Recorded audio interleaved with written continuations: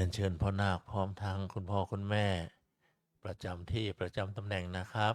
เจ้าวัดกำลังเดินทางมานะครับวันนี้ช้าหน่อยนะครับเนาะเนื่องจากว่าผู้ปฏิบัติธรรมมีจำนวนมากที่ต้องการสอบอารมณ์กับพระเดชพระคุณหลวงพ่อ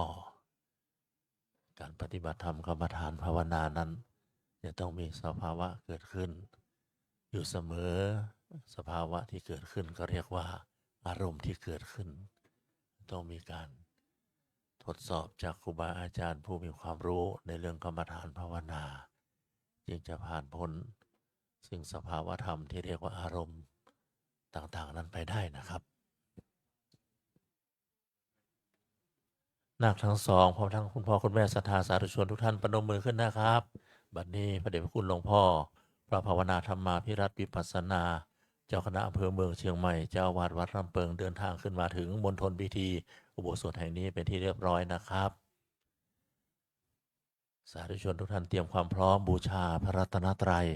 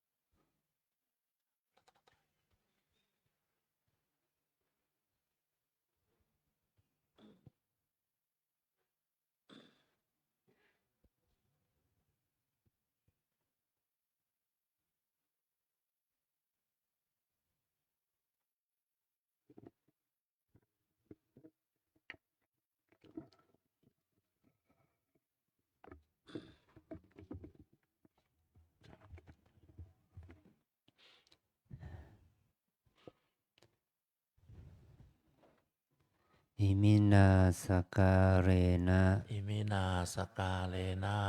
พุทธังอภิปูชยามะพุทธังอภิปูชยามะอิมินาสการเรนะอิมินาสกาเลนะธัมมังอภิปูชยามะธัมมังอภิปูชยามะอิมินาสการเรนะอิมินาสกาเลนะ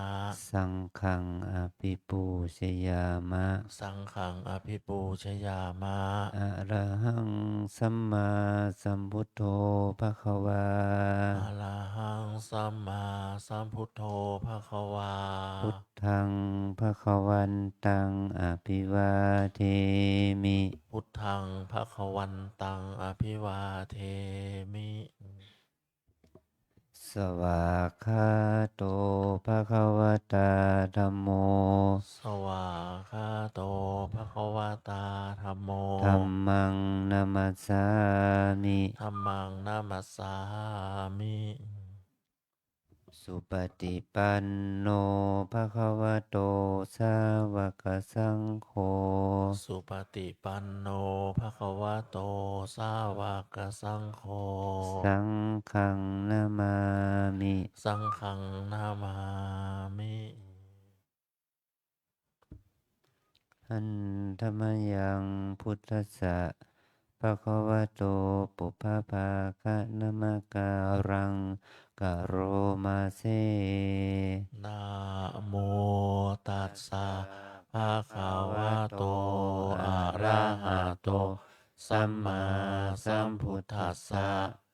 นะนะโมตัสสะภะคะวะโตอะระหะโตสัมมาสัมพุทธัสสะนะโมตัสสะภะคะวะโตอะระหะโตสัมมาสัมพุทธัสสะ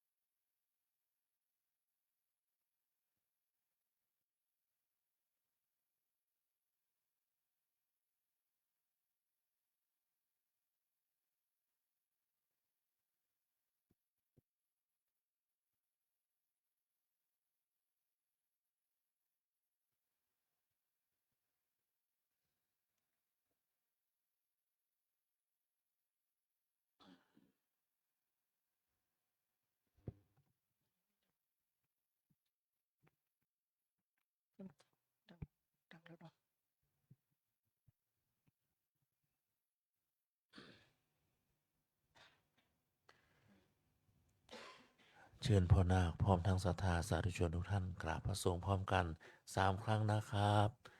อัญชลี วันทา อภิวาท อัญชลี วันทา อภิวาท อัญชลี วันทา อภิวาท อัญชลี วันทา อัญชลี เชิญตัวแทนของนาคเข้ามาถวายพานเบญจศีลครับ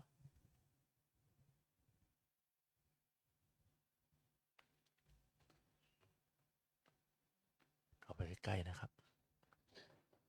อันเนี้ยเอารูปนี้แหละรูปนี้นะจากนั้นถอยกลับไปนั่งที่เดิมครับ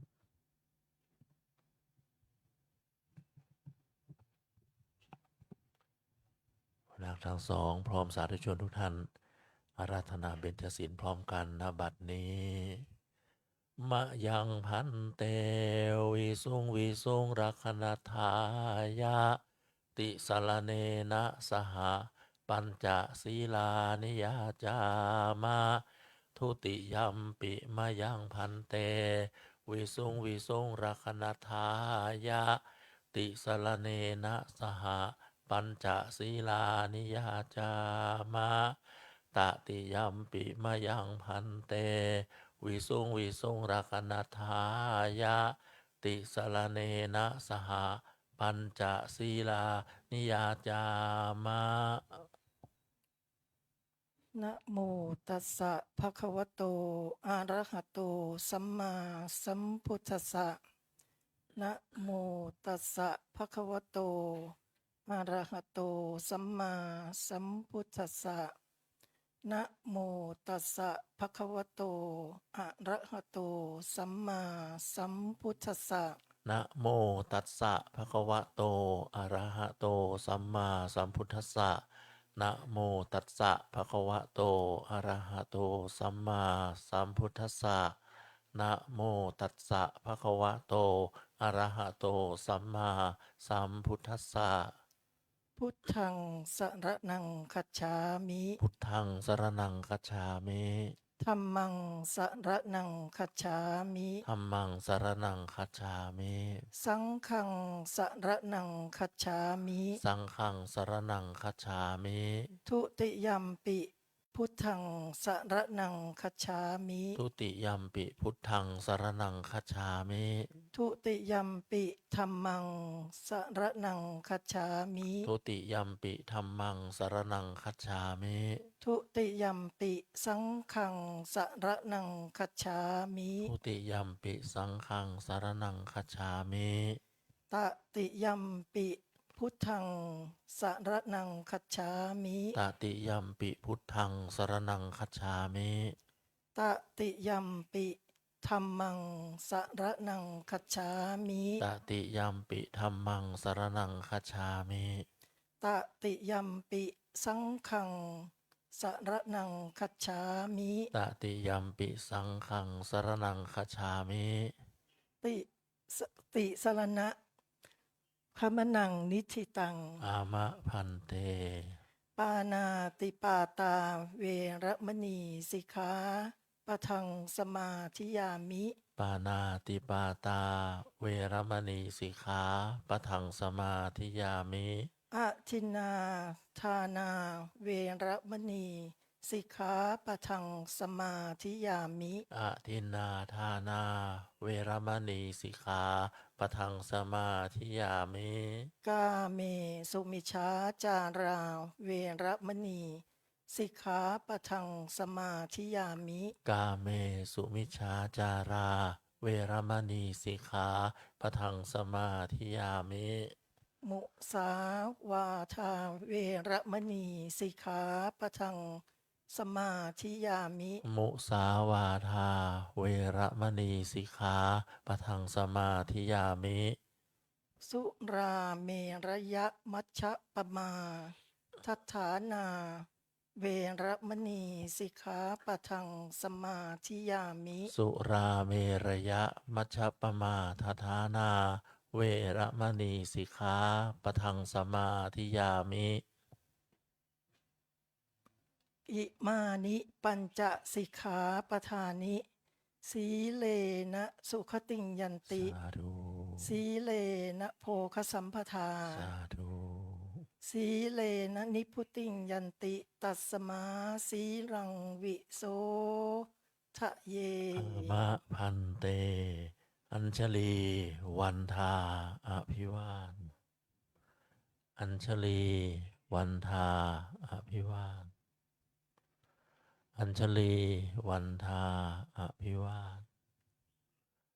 อัญชลี วันทา อัญชลีจากนี้ไปเรียนเชิญนาคทั้งสองนะครับหันหน้ากลับมาหาคุณพ่อคุณแม่ครับอันโน้นมีคนเดียวกะมอบผ้าไตรมีไหมครับ มีก็เชิญนะครับ คุณพ่อคุณแม่ขยับเข้าไปใกล้เลยนะครับนะใกล้ๆนะครับนาคเว้นระยะห่างพอก้มกราบได้นะครับ มีไหมครับ คุณพ่อมีไหนเชิญนะครับมาจังภาพตากล้องพร้อมครับนาคทั้งสองครับกราบคุณพ่อคุณแม่พร้อมกัน3 ครั้งครับอัญชลีพร้อมกันเลยครับคุณพ่อไม่ต้องกราบนะครับนะคุณพ่อไม่ต้องกราบละ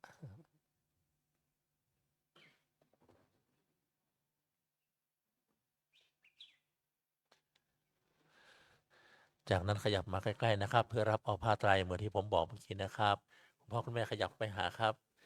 ยกผ้าไตรมอบไว้พาดไว้บนแขนของนาคนะครับช้าๆนะครับบันทึกภาพช้าๆนะครับทอดผ้าต้นเทียน1 ต้นครับมอบให้นาคครับต้นเทียน1 ต้นต้นเดียวครับต้นเทียนจากนั้นนาคทั้งสองหันหน้ากลับไปหาพระอุปชฌาย์ครับเดินเข้าไปเลย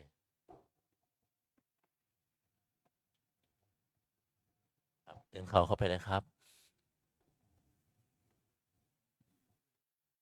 ลุกขึ้นกัน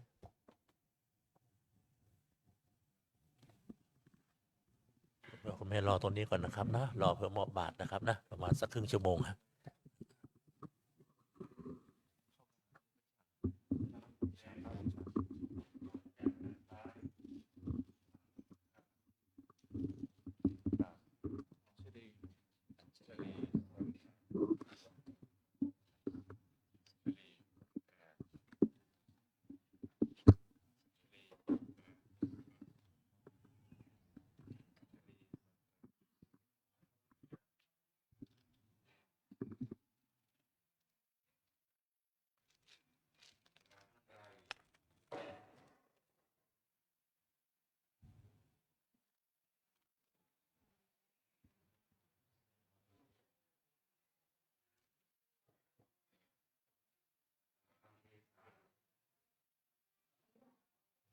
เอสาหังพันเต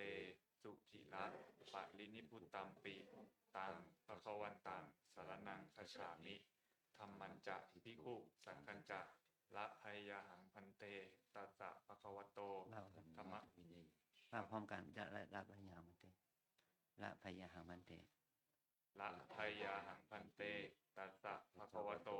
ธัมมวินัยเยปะปะชังละภัยยังอุปสัมปทังทุติยามปาหังพันเต ทุติยามไหม จิต ทุติยามปะหังมันเตทุติยาม ทุติยามปาหังพันเตสุจิระปะรินิพุตตัมปิตังภคะวันตังสารนังคัจฉามิธัมมัญจะภิกขุสังฆัญจะละภัยยาหังพันเตตัสสะภะคะวะโตธัมมวินัยเยปะปะชังละภัยยังอุปสัมปทังตติยามปาหังพันเตสุจิระปะรินิพุตตัมปิตังภคะวันตังสารนังคัจฉามิธัมมัญจะภิกขุสังฆัญจะละภัยยาหังพันเตตัสสะภะคะวะโตธัมม ว่าไหม วินัยเย ตัดสะว่าไหมไม่ต้องหยุดถ้าหยุดมันก็เราไม่ได้กล่าวตัดสะพระคัมภีร์ ตัสสะภะคะวะโตธัมมวินัยเยปะปะชังละภัยยังอุปสัมปทังอหังพันเตปะปะชังยาจามิอิมานิกาสายานิวัฏฐานิคะเนตวาปะภาเชทะมังพันเตอนุกัมปังอุปาทายะทุติยามปิอหังพันเตปะปะชังยาจามิอิมานิกาสายานิวัฏฐานิคะเนตวาปะภาเช ทะมังพันเตอนุกัมปังอุปาทายะตติยัมปิอหังพันเตปปะชังยาจามิอิมานิกาสายานิวัฏฐานิคาเหตวาปปะเชทะมังพันเตอนุกัมปังอุปาทายะ มาก่อนยกพยักเข้ามา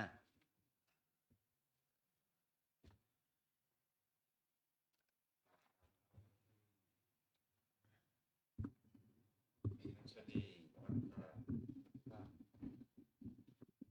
อัญชลีวันพระอัญชลีวันพระอัญชลีวันพระอัญชลี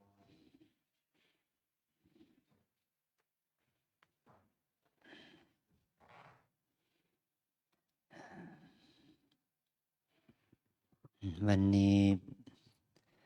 มีการอุปสมบทแก่กุลบุตร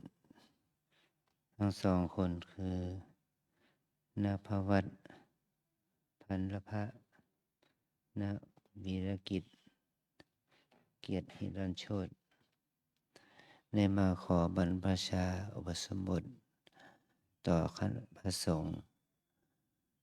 ในพระบุตรในโอกาสที่เราได้มีความศรัทธา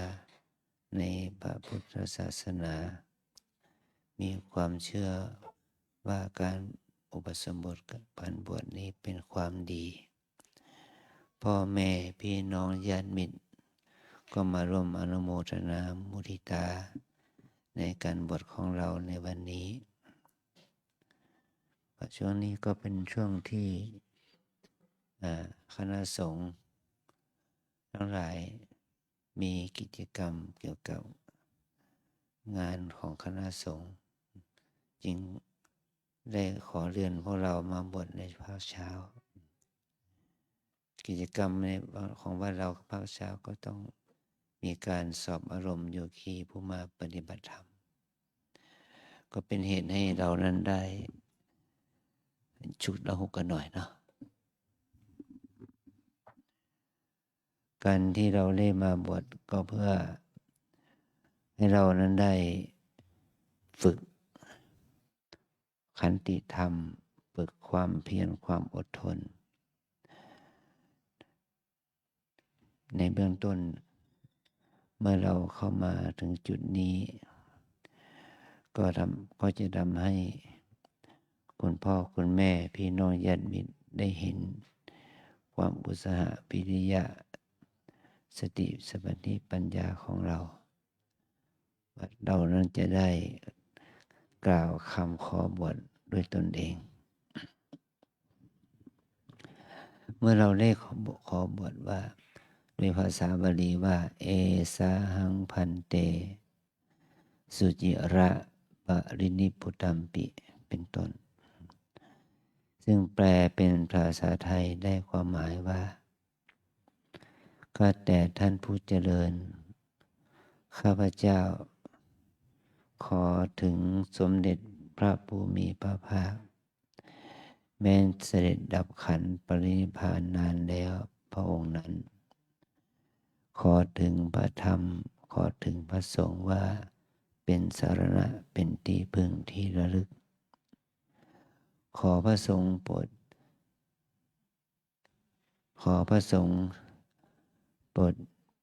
ให้การบรรพชาอุปสมบทแก่ข้าพเจ้าในพระธรรมวินัยนี้ด้วยเถิดวรรคที่สองว่าทุติยัมปะหังพันเตก็เป็นการกล่าวย้ำครั้งที่สองว่าข้าพเจ้าขอถึงพระสมเด็จพระผู้มีพระภาคแม้นเสด็จดับขันธ์ปรินิพพานนานแล้วพระองค์นั้นพร้อมด้วยพระธรรมและพระสงฆ์ขอพระคุณเจ้าทั้งหลายให้การบรรพชาอุปสมบทแก่ข้าพเจ้าในพระธรรมวินัยนี้ด้วยเถิดวรรคที่สามว่าตัดดิยัมปิเป็นการกล่าวครั้งที่สามนี่คือการบวชนี่ไม่ใช่เป็นการบังคับนะการบวชก็เป็นการศรัทธาเป็นความสมัครใจของเรามีความสมัครใจที่จะบวช ตามพระธรรมวินัยของพระสัมมาสัมพุทธเจ้าด้วยเหตุประการใดก็ตาม เราบวชเนี่ยเราจะต้องมีความศรัทธาในพระธรรมวินัย มีความเลื่อมใสในพระรัตนตรัยนี่แหละคือว่าการบวชนั้นเป็นการเสียสละตนเอง ให้มาเป็นคนที่ได้ฝึกฝนอบรมลดทิฏฐิมานะลดกิเลสอกุศลโลภโกรธหลงเข้าสู่การนุ่งห่มผ้ากาสาวพัสผ้าเหลืองที่เรานุ่งห่มนี่ไม่ใช่เป็นฟอร์มของคนทั่วไปผ้าเหลืองนี่ก็เป็นฟอร์มที่พระสัมมาสัมพุทธเจ้านุ่งห่มเป็นฟอร์มของพระอริยเจ้านุ่งห่มเป็นแบบฟอร์มของบัณฑิตเป็นแบบฟอร์มของผู้ที่เห็นโทษของความเกิดแก่เจ็บตายเห็นโทษของกิเลสอกุศลจึงได้น้อมมานุ่งห่มผ้าภาษาวพัสนี้การนุ่งห่มผ้ากาสาวพัสเป็นการลดทิฏฐิมานะของเราจนถึงขนาดที่ว่าเราจะยินดีที่จะเป็นผู้ขอเป็นภิกษุแปลว่าผู้ขออาหารที่เราจะได้จากการบิณฑบาตมันเป็นอาหารที่ญาติโยมให้ด้วยความศรัทธาของญาติโยมสมัยนี้นะสมัยก่อนสมัยพระพุทธเจ้าเนี่ยเราไปเป็นผู้ขอเขาให้ด้วยความอนุเคราะห์เราเป็นแบบว่าบิณฑบาตแบบเป็นภิกษุแปลว่าผู้ขอแต่ว่าเอาขอนี่ขอด้วยความรู้สึกที่เห็นคุณเห็นว่าการขอดำเนินชีวิตแบบผู้ขอเป็นการลดทิฏฐิมานะพระสัมมาสัมพุทธเจ้าและพระอริยเจ้าในอดีตนั้นเป็นบุคคลชั้นสูงเป็นพวกวรรณกษัตริย์วรรณพราหมณ์อย่างนี้เป็นต้นนะถ้าจะมาขออาหารกับชาวบ้านเนี่ยเขาเรียกว่าเป็นพวกสูตรพ่อจันทานนี่ก็การขออย่างนี้ก็เป็นเพื่อเรานั้นจะได้ลดอีโก้ของตัวเองลดทิฏฐิมานะของตนเองได้อาหารจากชาวบ้านโดยการบิณฑบาตนั่นแหละนะแต่ปัจจุบันนี้เปลี่ยนแปลงไปผู้ที่มาบวชแล้วก็รับบาตรเหมือนกับว่าโปรดสัตว์โลกเพราะในสมัยพุทธกาลเนี่ยพระพุทธเจ้าและพระอรหันต์เจ้าเนี่ยเป็นพระอรหันต์เป็นพระอริยะบุคคลที่ทำบุญกับพระพุทธเจ้าด้วยความศรัทธาเลื่อมใสเนี่ยก็ได้ชื่อว่าเท่ากับว่าพระพุทธเจ้าได้โปรดบุคคลนั้นเราก็ถือคตินี้เมื่อเรามาบวชแล้วเราก็มาโปรดตัวเองโปรดญาติโยมโปรดพ่อโปรดแม่ให้พ่อแม่ได้บุญได้กุศลกับเราด้วยเนี่ยเพราะเหตุนี้แหละเราเรียกว่าการบิณฑบาตคือการโปรดสัตว์โลกโปรดพ่อโปรดแม่โปรดญาติโยมที่ได้สมบุญตักบาตรเมื่อเราจะเป็นผู้โปรดก็ต้องพัฒนาศีลของตนให้สะอาดพัฒนาสมาธิของเราให้สติสมาธิของเราให้ดีขึ้นพัฒนาปัญญาความรู้ที่เกี่ยวกับความจริงของชีวิตเข้าใจถึงความเป็นอนิจจังทุกขังอนัตตาของชีวิตของเราเนี่ยตามที่พระพุทธเจ้าสอนเนี่ยเราต้องมาฝึกจิตฝึกกายฝึกวาจาของตนให้เป็นจิตที่ดีให้กายก็เป็นกายที่กระทำที่ดีให้วาจาเป็นคำพูดที่ดีแก่ทายาทโยมสิ่งเหล่านี้เราเรียกว่าเราได้ทำบุญในพระพุทธศาสนา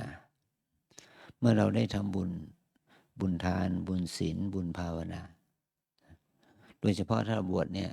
เอาบุญศีลบุญภาวนาเป็นปัจจัยสำคัญนะเป็นหลักสำคัญไม่ได้เอาบุญทานเป็นปัจจัยสำคัญเพราะว่าเรามาบวชเราไม่มีทรัพย์สมบัติมาทำบุญทำทานแล้วบุญทานเป็นเรื่องของพ่อแม่ญาติมิตรอุบาสกอุบาสิกาเป็นผู้กระทำเราเป็นเนื้อในบุญของญาติโยมโดยอาศัยบุญศีลบุญภาวนา เพื่อโปรดพ่อแม่พี่น้องญาติมิตรญาติโยมเราเสื่อมใสพระรัตนตรัยคือเลื่อมใสในพระพุทธเจ้าแม้นพระพุทธเจ้าจะปรินิพพานไปแล้ว 2,568 ปีถ้านับตั้งแต่พระพุทธองค์ตรัสรู้พระพุทธองค์ก็มีพระพุทธศาสนาก็มีมาจนถึงปัจจุบันนี้ก็ได้นับเข้าไป68บวก45แล้วมันก็ประมาณ 2,600 กว่าปีเนาะเป็นเหตุให้พระพุทธศาสนาตั้งอยู่พระพุทธศาสนาตั้งอยู่โดยอาศัยการพระธรรมวินัยสืบเนื่องมาจนถึงวันนี้พระธรรมวินัยนี้ก็เป็นที่ถ้าเราไม่ได้ประพฤติปฏิบัติแล้วก็เป็นที่เลื่อมใสของบัณฑิตนักปราชญ์เป็นที่เลื่อมใสของบัณฑิตชนพระธรรมวินัยนี้จะมีประโยชน์แก่เราก็ต่อเมื่อเราได้ศึกษาและได้ประพฤติปฏิบัติตามอย่างเดี๋ยวนี้พวกเราสองคนมาเป็นนักศึกษามาสมัครตนเป็นนักบวชมาเป็นนักศึกษาเป็นนักปฏิบัตินะเรามาที่นี่มาอยู่ที่นี่เพื่อศึกษาอะไรศึกษากายศึกษาใจของตนเองศึกษากายศึกษาใจของตนเองโดยการฝึกภาวนาฝึกการเจริญสติฝึกการเจริญสมาธิฝึกการเจริญปัญญานะเมื่อสติสมาธิปัญญาเกิดขึ้นแล้วนั่นแหละเราจะได้รู้จักพระพุทธเจ้าจะได้รู้จักพระธรรมจะได้รู้จักพระสงฆ์พระพุทธเจ้าไม่ใช่พระพุทธรูปพระพุทธรูปเป็นรูปสมมุติมันเหมือนกับอนุสาวรีย์ของพระเจ้าแผ่นดินของเอกของวีรบุรุษนะมันก็เป็นแค่วัตถุแต่ว่าคนที่เขาเคารพนับถือรูปปั้นอนุสาวรีย์เหล่านั้นเคารพนับถือความดีของบุคคลนั้นแม้แต่พระสงฆ์ที่ลาสังขารไปเป็นหลวงพ่อหลวงปู่มีรูปปั้นของท่านเราไม่ได้ไปไหว้แค่โลหะเราไหว้บารมีความดีของท่านเหมือนกับพระพุทธรูปเนี่ยเราจะเททองด้วยโลหะจะแกะสลักด้วยหินดินทรายจะแกะสลักเป็นวัตถุมีค่าเป็นหยกเป็นทับทิมเป็นเพชรเป็นพลอยก็เหมือนกันเพราะคนทั้งหลายแกะสลักพระพุทธรูปเป็นรูปเป็นร่างเนี่ยก็เอาไว้เป็นที่ศรัทธาแล้วนึกถึงพระปัญญาที่คุณแล้วนึกถึงพระบริสุทธิ์ที่คุณแล้วนึกถึงพระมหากรุณาธิคุณของพระพุทธเจ้าเนี่ยพระพุทธองค์นั้นมีคุณอันประเสริฐพระองค์ได้ทรงสร้างบารมีเพื่อตรัสรู้อริยสัจธรรมเนี่ยธรรมที่พระพุทธเจ้าได้ทรงบรรลุคืออริยสัจธรรมและเอาหลักธรรมนั้นมาสอนมวลมนุษย์และเทวดาทั้งหลายเมื่อสอนแล้วก็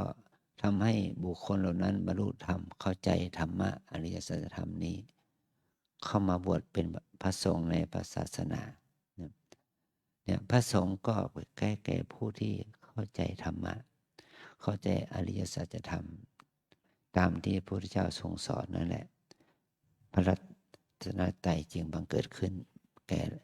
โลกจนถึงทุกวันนี้พระสงฆ์ก็คือผู้บรรลุธรรมจะเป็นฐานะที่เป็นภิกษุภิกษุณีอุบาสกอุบาสิกาก็ตามแต่พระสงฆ์มี2ประเภทคือสมมุติสงฆ์คือพระภิกษุสามเณรทั่วไปและอริยสงฆ์คือผู้ที่บรรลุธรรมที่เราขอน้อมกราบขอพระพุทธเจ้าพระธรรมพระสงฆ์เป็นสรณะพระสงฆ์นั้นก็ได้แก่พระอริยสงฆ์แต่พระสงฆ์ที่เป็นสงฆ์บวชเราเนี่ยเป็นสมมุติสงฆ์สงฆ์โดยวินัยสงฆ์โดยอาศัยหลักธรรมหลักวินัยเราก็ไม่น้อมถึงนึกให้แต่ที่เรามาเอาพระสงฆ์เหล่านี้เป็นพยานว่าเราจะถึงพระสงฆ์โดยค คุณธรรมด้วยการประพฤติปฏิบัตินั้นได้อย่างไรอันนี้คือความดีของพระรัตนตรัย3 ประการถ้าเราเข้าใจความดีของพระรัตนตรัยทั้ง3 ประการนี้แล้วเราก็สภาพจิตของเราก็จะสูงส่งขึ้นสะอาดขึ้นนะเราได้ถึงพระสงฆ์โดยการประพฤติปฏิบัติตามธรรมของพระสงฆ์นี่คือเป็นความดีงามของเราที่ได้มาบวชแม้จะเป็นระยะสั้นก็ตามระยะยาวก็ตามคือเป็นเงื่อนไขเป็นปัจจัยให้เราได้เริ่มน้อมนึกถึงพระรัตนตรัยพระพุทธเจ้าพระธรรมสงฆ์เมื่อเราอยู่ในฐานะเป็นพระภิกษุนี้เราก็ต้องประพฤติปฏิบัติตามระเบียบกฎเกณฑ์ธรรมวินัยที่พระพุทธเจ้าได้ทรงบัญญัติระเบียบกฎเกณฑ์ที่พระสงฆ์ในปัจจุบันนี้บัญญัติเราจะต้องประพฤติปฏิบัติตามกฎเกณฑ์นั้นนี่คือเราบวชก็เพื่อขัดเกลากิเลสทิฏฐิมานะของตนให้สะอาดยิ่งขึ้นไปเราบวชนี้มันได้อานิสงส์อะไรเรามาบวชนี้เราได้อานิสงส์3 อย่างโดยย่อนะ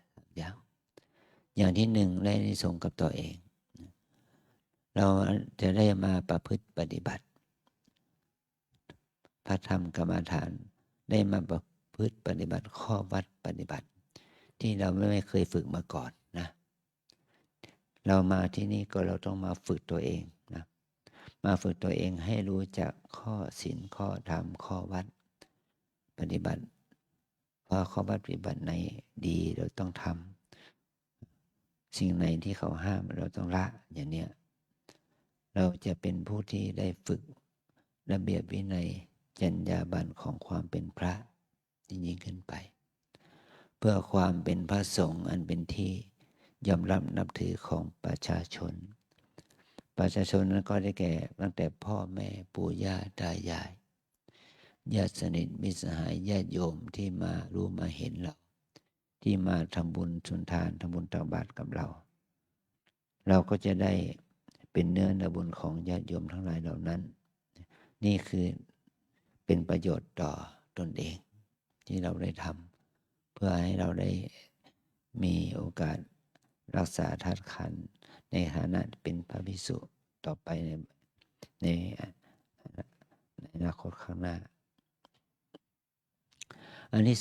2เราบวชเนี่ยเราจะได้ประโยชน์ต่อพ่อแม่นะพ่อแม่ปู่ย่าตายายลุงป้าน้าอาญาติสนิทมิตรสหายโดยเฉพาะพ่อแม่ก็จะเป็นผู้ได้บุญได้กุศลกับลูกด้วยนะเพราะว่าพ่อแม่นั้นเป็นผู้อนุญาตให้ลูกบวชเป็นวินัยของสงฆ์ว่าคนที่บวชนั้นจะต้องได้รับอนุญาตจากพ่อแม่ก่อนเมื่อพ่อแม่นั้นได้อนุญาตลูกก็ได้ชื่อว่าเป็นผู้มีส่วนร่วมทำให้เราได้บวชเป็นผู้มีส่วนร่วมในการสร้างศาสนาบุคคลได้สร้างศาสนาบุคคลให้มาเป็นพระภิกษุในพระพุทธศาสนาพ่อแม่ก็ได้บุญได้กุศลกับเรามันเหมือนกับว่าร่างกายของเรานี้เราได้จากพ่อแม่ใช่ไหมเราได้จากพ่อแม่ที่พ่อแม่นั้นได้สละเลี้ยงดูเรามาตั้งแต่อยู่ในครรภ์ตั้งแต่เป็นเด็กแบเบาะมาเติบใหญ่มาจนถึงทุกวันนี้นี่คือธาตุขันธ์คือร่างกายนี้ได้จากพ่อแม่เลี้ยงดูครอบครัวเลี้ยงดูเมื่อเรามาบวชก็เอาธาตุขันธ์ร่างกายนี้มาบวชด้วยจิตใจเรามีความศรัทธาเลื่อมใสในพระศาสนาหลักคำสอนของพระสัมมาสัมพุทธเจ้าด้วยอันนี้คือประโยชน์ที่พ่อแม่ได้รับมีความศรัทธาต่อการบวชของเรานะอันที่ 3เธอมาบวชนี่จะได้ประโยชน์ที่ 3คือประโยชน์ต่อองค์พระพุทธศาสนาพระพุทธศาสนาเป็นองค์กรที่ไม่มีทายาททางเลือดเนื้ออาศัยทายาท ที่เป็นศาสนทายาทอาศัยญาติโยมมาบวชเป็นพระภิกษุศาสนบุคคลคือพระภิกษุสามเณรเนี่ยจึงมีอยู่พระภิกษุสามเณรบวชแล้วก็รักษาศาสนาได้มาจนถึงทุกวันนี้ มีพระภิกษุสามเณรบวชมาตั้งแต่สมัยพระพุทธเจ้ามีแล้วก็เมื่อพระองค์นิพพานแล้วพระองค์ก็มอบพระธรรมวินัยนี้หลักคำสอนนี้เอาให้แก่พุทธบริษัท4รักษา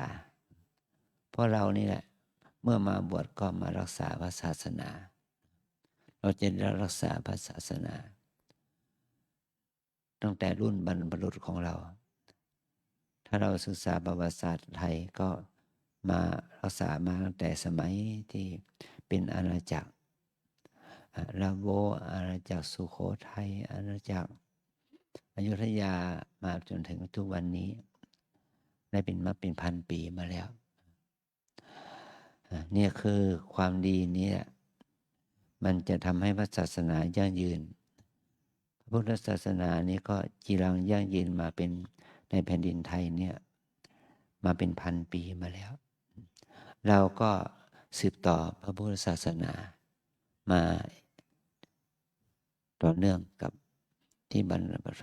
พบุรุษได้สืบต่อพระพุทธศาสนามาแล้วนั่นแหละนะอันนี้คือประโยชน์ของเราที่เราได้บวชเนี่ยแต่บวชตรงนี้เนี่ยเราจะต้องมีหลักใจของเราเพื่อให้การบวชของเรามีคุณภาพขึ้นคือหลักใจของเรานี่ก็คือกรรมฐานเรามาอยู่ที่นี่เรามาบวชที่นี่เรามาบวชเพื่อปฏิบัติวิปัสสนากรรมฐานสมถกรรมฐานเบื้องต้นเราจะต้องรับกรรมฐานจากอุปัชฌาย์ก่อนพระอุปัชฌาย์จะต้องให้กรรมฐานแก่นาคผู้บวชทุกคนเพราะว่าภาคกาสาวพัสนี้เป็นดุจดั่งธงชัยของพระอรหันต์พระอรหันต์นั้นท่านได้บทใจของท่านก่อนจึงได้มานุ่งห่มผ้าบางสกุลภาคกาสาวพัสนะเราทั้งหลายก็จะต้องมีจิตสัมผัสกรรมฐานก่อนจึงได้สัมผัสภาคกาสาวพัสหรือผ้าบางสกุลนี่นะขอให้เราทั้งสองว่าตามเกสาโลมานาขาทันตาตะโจทันตานาขาโลมาเกสาโลมานาขาทันตาตะโจทันตานาขาโลมาเกสาแปลว่าผมโลมาแปลว่าขนนาขาแปลว่าเล็บทันตาแปลว่าฟันตะโจแปลว่าหนังผมขนเล็บฟันหนังเป็นกรรมฐานได้เอามาฝึกพิจารณาว่าผมขนเล็บฟันหนังนี้เป็นของปฏิกูลไม่สะอาดเรามาบวชเราจึงโกนผมทิ้งโกนผมโกนคิ้วตัดเล็บแปรงฟันอาบน้ำล้างหน้าแปรงฟันให้สะอาดก็เพราะว่าสิ่งเหล่านี้ถ้าเราไม่ดูแลเอาใจใส่มันก็เป็นจริงปฏิกูลไม่สะอาดก่อให้เกิดความเป็นโรคภัยไข้เจ็บกับตัวเรานะเมื่อเราได้มีจิตสัมผัสกับพระกรรมฐานนี้แล้วเนี่ยเราจะเป็นผู้สมควรแก่การนุ่งห่มผ้ากาสาวพัสได้นะตอนนี้ไปขอให้เรานั้นได้ถอดเสื้อออกเพื่อเอากายเราได้สัมผัสผ้ากาสาวพัสสืบต่อไปนะโอ้ครับ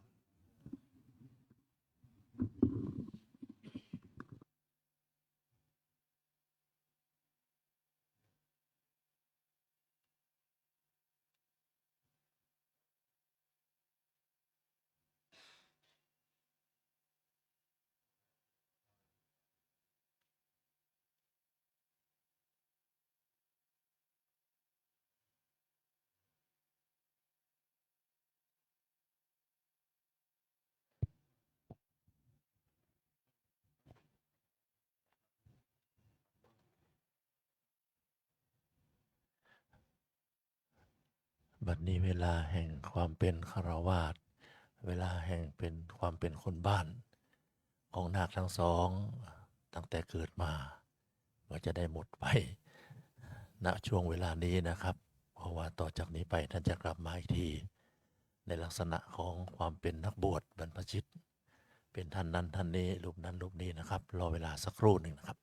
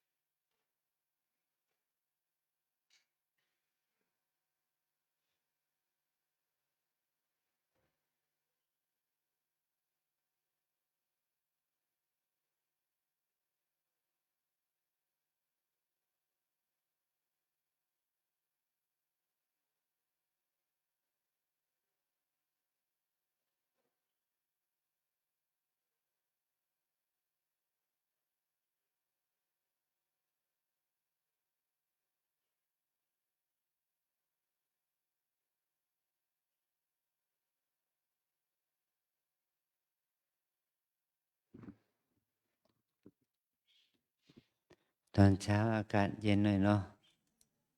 ไหวไหมนะสู้อากาศหนาวได้สบายเนาะ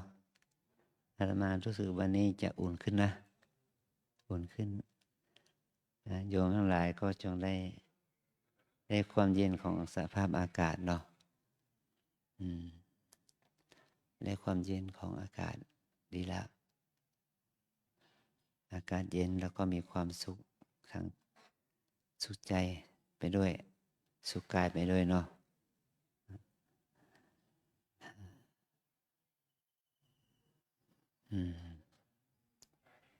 ปีนี้อากาศหนาวเย็นนานหน่อยตั้งแต่เดือนธันวามกราอากาศหนาวเย็นมาตั้งแต่ช่วงหลังลอยกระทงนะลอยกระทงมาแล้วที่ต่างประเทศนะเขาจะว่าค่าสมุทรค่าชักก้าอะไรนะที่ประเทศรัสเซียฝั่งตะวันออกนะ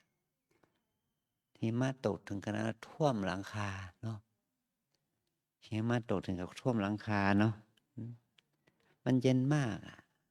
ลบตั้ง60 องศาเลยมันเราไม่ถึงลบนะ10 กว่าองศาก็หนาวจะสั่นตายอยู่แล้ว เนี่ยถ้าบ้านเราถึงขนาดที่ว่าติดลบ1 -2มันก็แย่แล้วเนาะสภาพต้นไม้มันไม่ชินกับอากาศเย็นถึงปานนั้นหลายปีก่อนต้นกล้วยตายเพราะว่าน้ำในต้นกล้วยมันแข็งมันเป็นเกล็ดแข็งมันเป็นเกล็ดน้ำแข็งเนาะก็ทำให้ต้นกล้วยตายที่มันเกิดจากอากาศหนาวเนี่ยที่ในหมู่บ้านที่บนดอยนะก็ถึงกับต้นไม้ตายต้นส้มต้องตายเลยเพราะน้ำผลส้มมันมีน้ำเนาะมันเป็นเกล็ดน้ำแข็งก็ส้มก็ตายเน่าเสียเนี่ยมนุษย์เราเนี่ยมันเลือดอุ่นเนาะมันไม่เป็นน้ำแข็งเนาะมันร่างกายมนุษย์เรามันเป็นสัตว์เลือดอุ่นอะเลือดของเราก็ไม่แข็งก็รอดได้เนาะก็แต่ว่าบ้านเรามันเป็นเมืองร้อนอาตมาไปที่กรุงเทพไปที่อยุธยาเมื่อวานนี้ก็อากาศก็อุ่นร้อนนะมันไม่หนาวอย่างบ้านเราขึ้นมาเชียงใหม่แล้วก็หนาวละอากาศเย็นนะเราก็ต้องปรับความสมดุลของร่างกายไปตามสภาพอากาศเนาะ วันนี้จนบ่ายนี้คณะสงฆ์อำเภอเมืองจะได้ทำวิธีพระราชทานเพลิงศพหลวงพ่อพระครูสุมงคลรัตน์หลวงพ่ออายุนั้น96 ปีนะท่านมรณภาพไป เราจะทำพิธีพระราชทานเพลิงศพที่วัดบกโคกหลวงนะจึงได้เลื่อนการบวชของเรามาเป็นเช้า เพราะว่าตอนบ่ายโมงจะต้องไปทำพิธีพระราชทานเพลิงศพนะจึงเลื่อนพวกเรามาบวชเป็นตอนเช้าแทนขออภัยเนาะขออภัยเพราะงานของคณะสงฆ์ก็มันเป็นงานส่วนรวมเนาะมันเป็นงานส่วนรวมอาจารย์ยังอยู่ในฐานะที่เป็นเจ้าคณะอำเภอเมืองก็ต้องไปเป็นพระสงฆ์พระผู้ใหญ่ในงานนั้นจึงไม่สามารถที่จะละหน้าที่นั้นได้เนาะก็เราก็เป็นการบวชก็เป็นหน้าที่ของเราเช่นเดียวกันการบวชนี่ก็เป็นมันก็ไม่สามารถจะละการบวชไปได้นะเพราะว่าเราจะต้องเอื้อเฟื้อกันทั้งสองส่วนงานวัดก็ต้องเอื้อเฟื้องานส่วนรวมก็ต้องเอื้อเฟื้อนะขอให้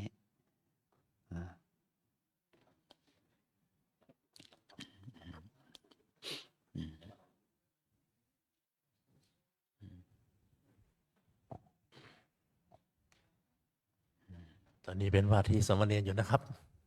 ว่าที่สามเณรเตรียมผ้ารับประเคนออกจากอกมานะครับพับครึ่งหนึ่งมันครับจับผ้าไว้ด้วยนะครับจับผ้าไว้ด้วยคุณพ่อคุณแม่เชิญนะครับยกบาตรถวายท่านนะครับจับผ้าไว้ด้วยว่าที่สามเณรจับผ้าไว้ด้วยจับผ้าไว้ด้วยครับออกบาตรก่อนนะครับต้นเทียน2 ต้นน้ำมอบให้ท่านครับวางชายผ้าวางชายผ้าครับจากนั้นว่าที่สามเณรย้ายบาตรออกจากผ้าก่อนย้ายบาตรวางข้างๆย้ายเองให้เขาย้ายเองใช่ไหมย้ายเองครับย้ายวางข้างนะเพื่อที่จะเก็บผ้าไว้ที่เดิมย้ายเก็บผ้าย้ายต้นเทียนออกครับ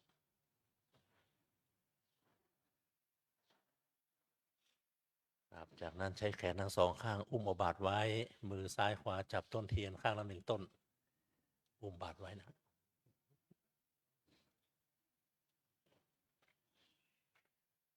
หันหน้ากลับลุกขึ้นยืนก็ได้นะครับนะไปหาเอาประชาเหมือนเดิมเมื่อกี้ครับครับลุกขึ้นเลยครับเดินเข่าเข้ามาเดินเข่าได้ก็เดินเข่าเลยครับผมถ้าเดินเข่าได้เดินเข่านะแข้งขาดีอยู่นะก็ต้องเดินเข่าเข้ามามาทางนี้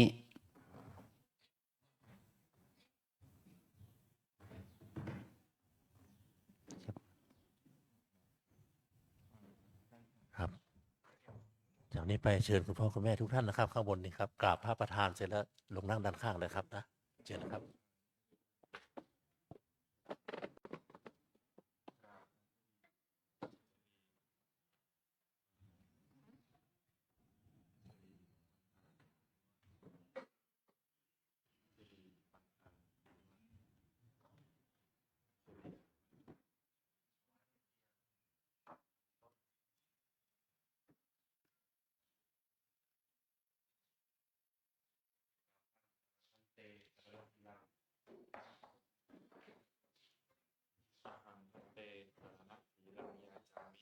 ทุติยัมปิอาหังพันเตสรณะสีลังยาจามิตติยัมปิอาหังพันเตสรณะสีลังยาจามินะโมตัสสะภะคะวะโตอะระหะโตสัมมาสัมพุทธัสสะนะโมตัสสะภะคะวะโตอะระหะโตสัมมาสัมพุทธัสสะนะโมตัสสะภะคะวะโตอะระหะโตสัมมาสัมพุทธัสสะ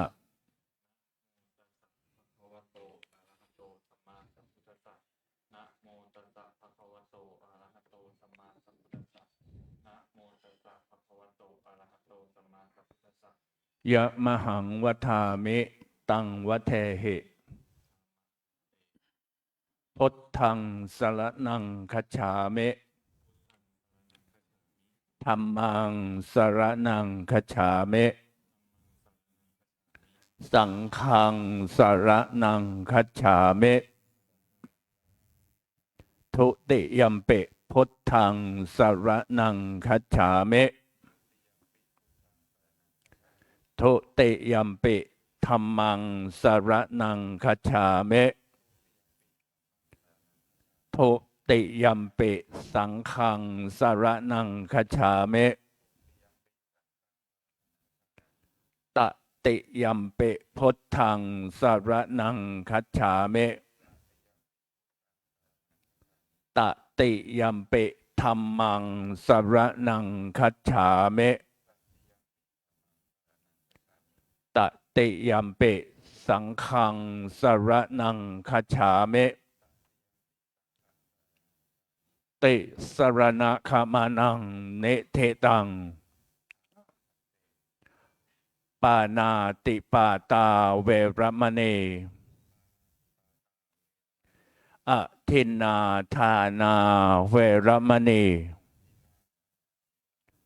อพรหมจริยาเวรมณีมุสาวาทาเวรมณีสุราเมรยมัชฌะปมาทัฏฐานาเวรมณีวิกาละโภชนาเวรมณีนัจจคีตะวาทิตะวิสุกัทัสสนาเวรมณี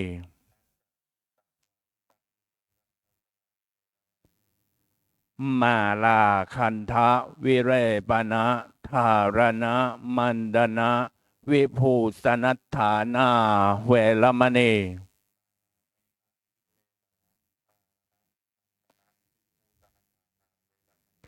อุจจาสยนะมหาสยนาเวรมณี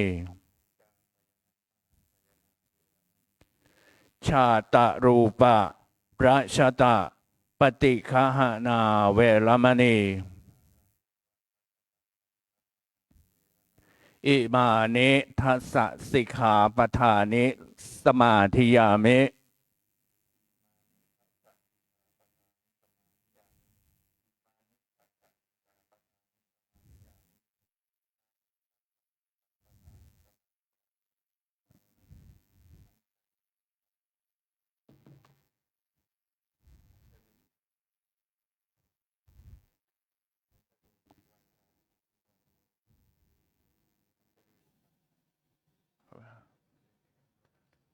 มหาพระอุปชฌาย์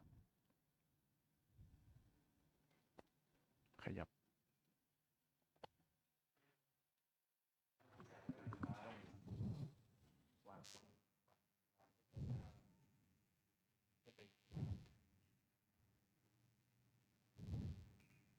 อัญชลีวันตาอัญชลีวันตาอัญชลีวันตา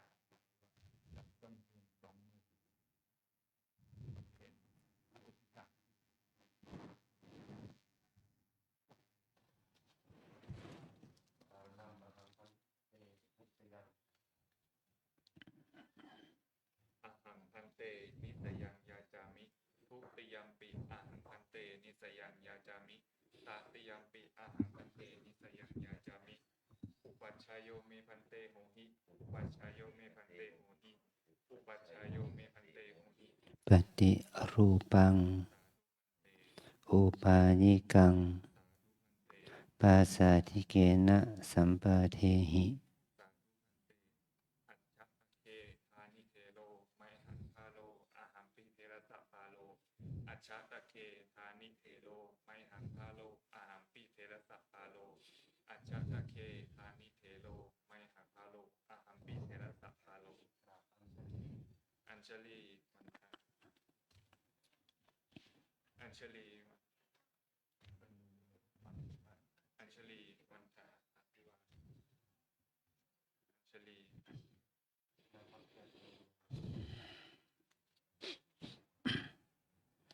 ม วันนี้เธอได้เป็นสามเณรแล้วนะ เราได้หมดภาวะแห่งความเป็นคฤหัสถ์ชาวบ้านแล้ว เราในฐานะใหม่เรียกว่าเป็นสามเณร สามเณรนี่มีต้นแบบมาจากว่าเมื่อพระสัมมาสัมพุทธเจ้าได้ทรงเสด็จไปเมืองกบิลพัสดุพระนางพิมพานั้นได้รู้ว่าพระองค์ได้เป็นพระพุทธเจ้าความเป็นรัชทายาทก็หมดไปต่อมานันทกุมารอันเป็นพระอนุชาของพระองค์นั้นก็ได้บวชอีกรัชทายาทที่ท่านนันทะได้รับก็หมดไปพระนางก็นึกถึงราหุลกุมารอันเป็นหลานของพระเจ้าสุโธทนะนั้นอยู่ในฐานะเป็นรัชทายาทพระนางจึงแต่งองค์ของราหุลกุมารไปเฝ้าพระพุทธเจ้าไปขอราชสมบัติพระพุทธองค์ก็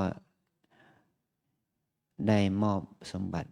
ของพระอริยะให้แก่ราหุลไม่ได้มอบราชสมบัติแก่ราหุลกุมารโดยการให้ราหุลกุมารบวชแต่ราหุลกุมารอายุน้อยอยู่อายุ7 ขวบ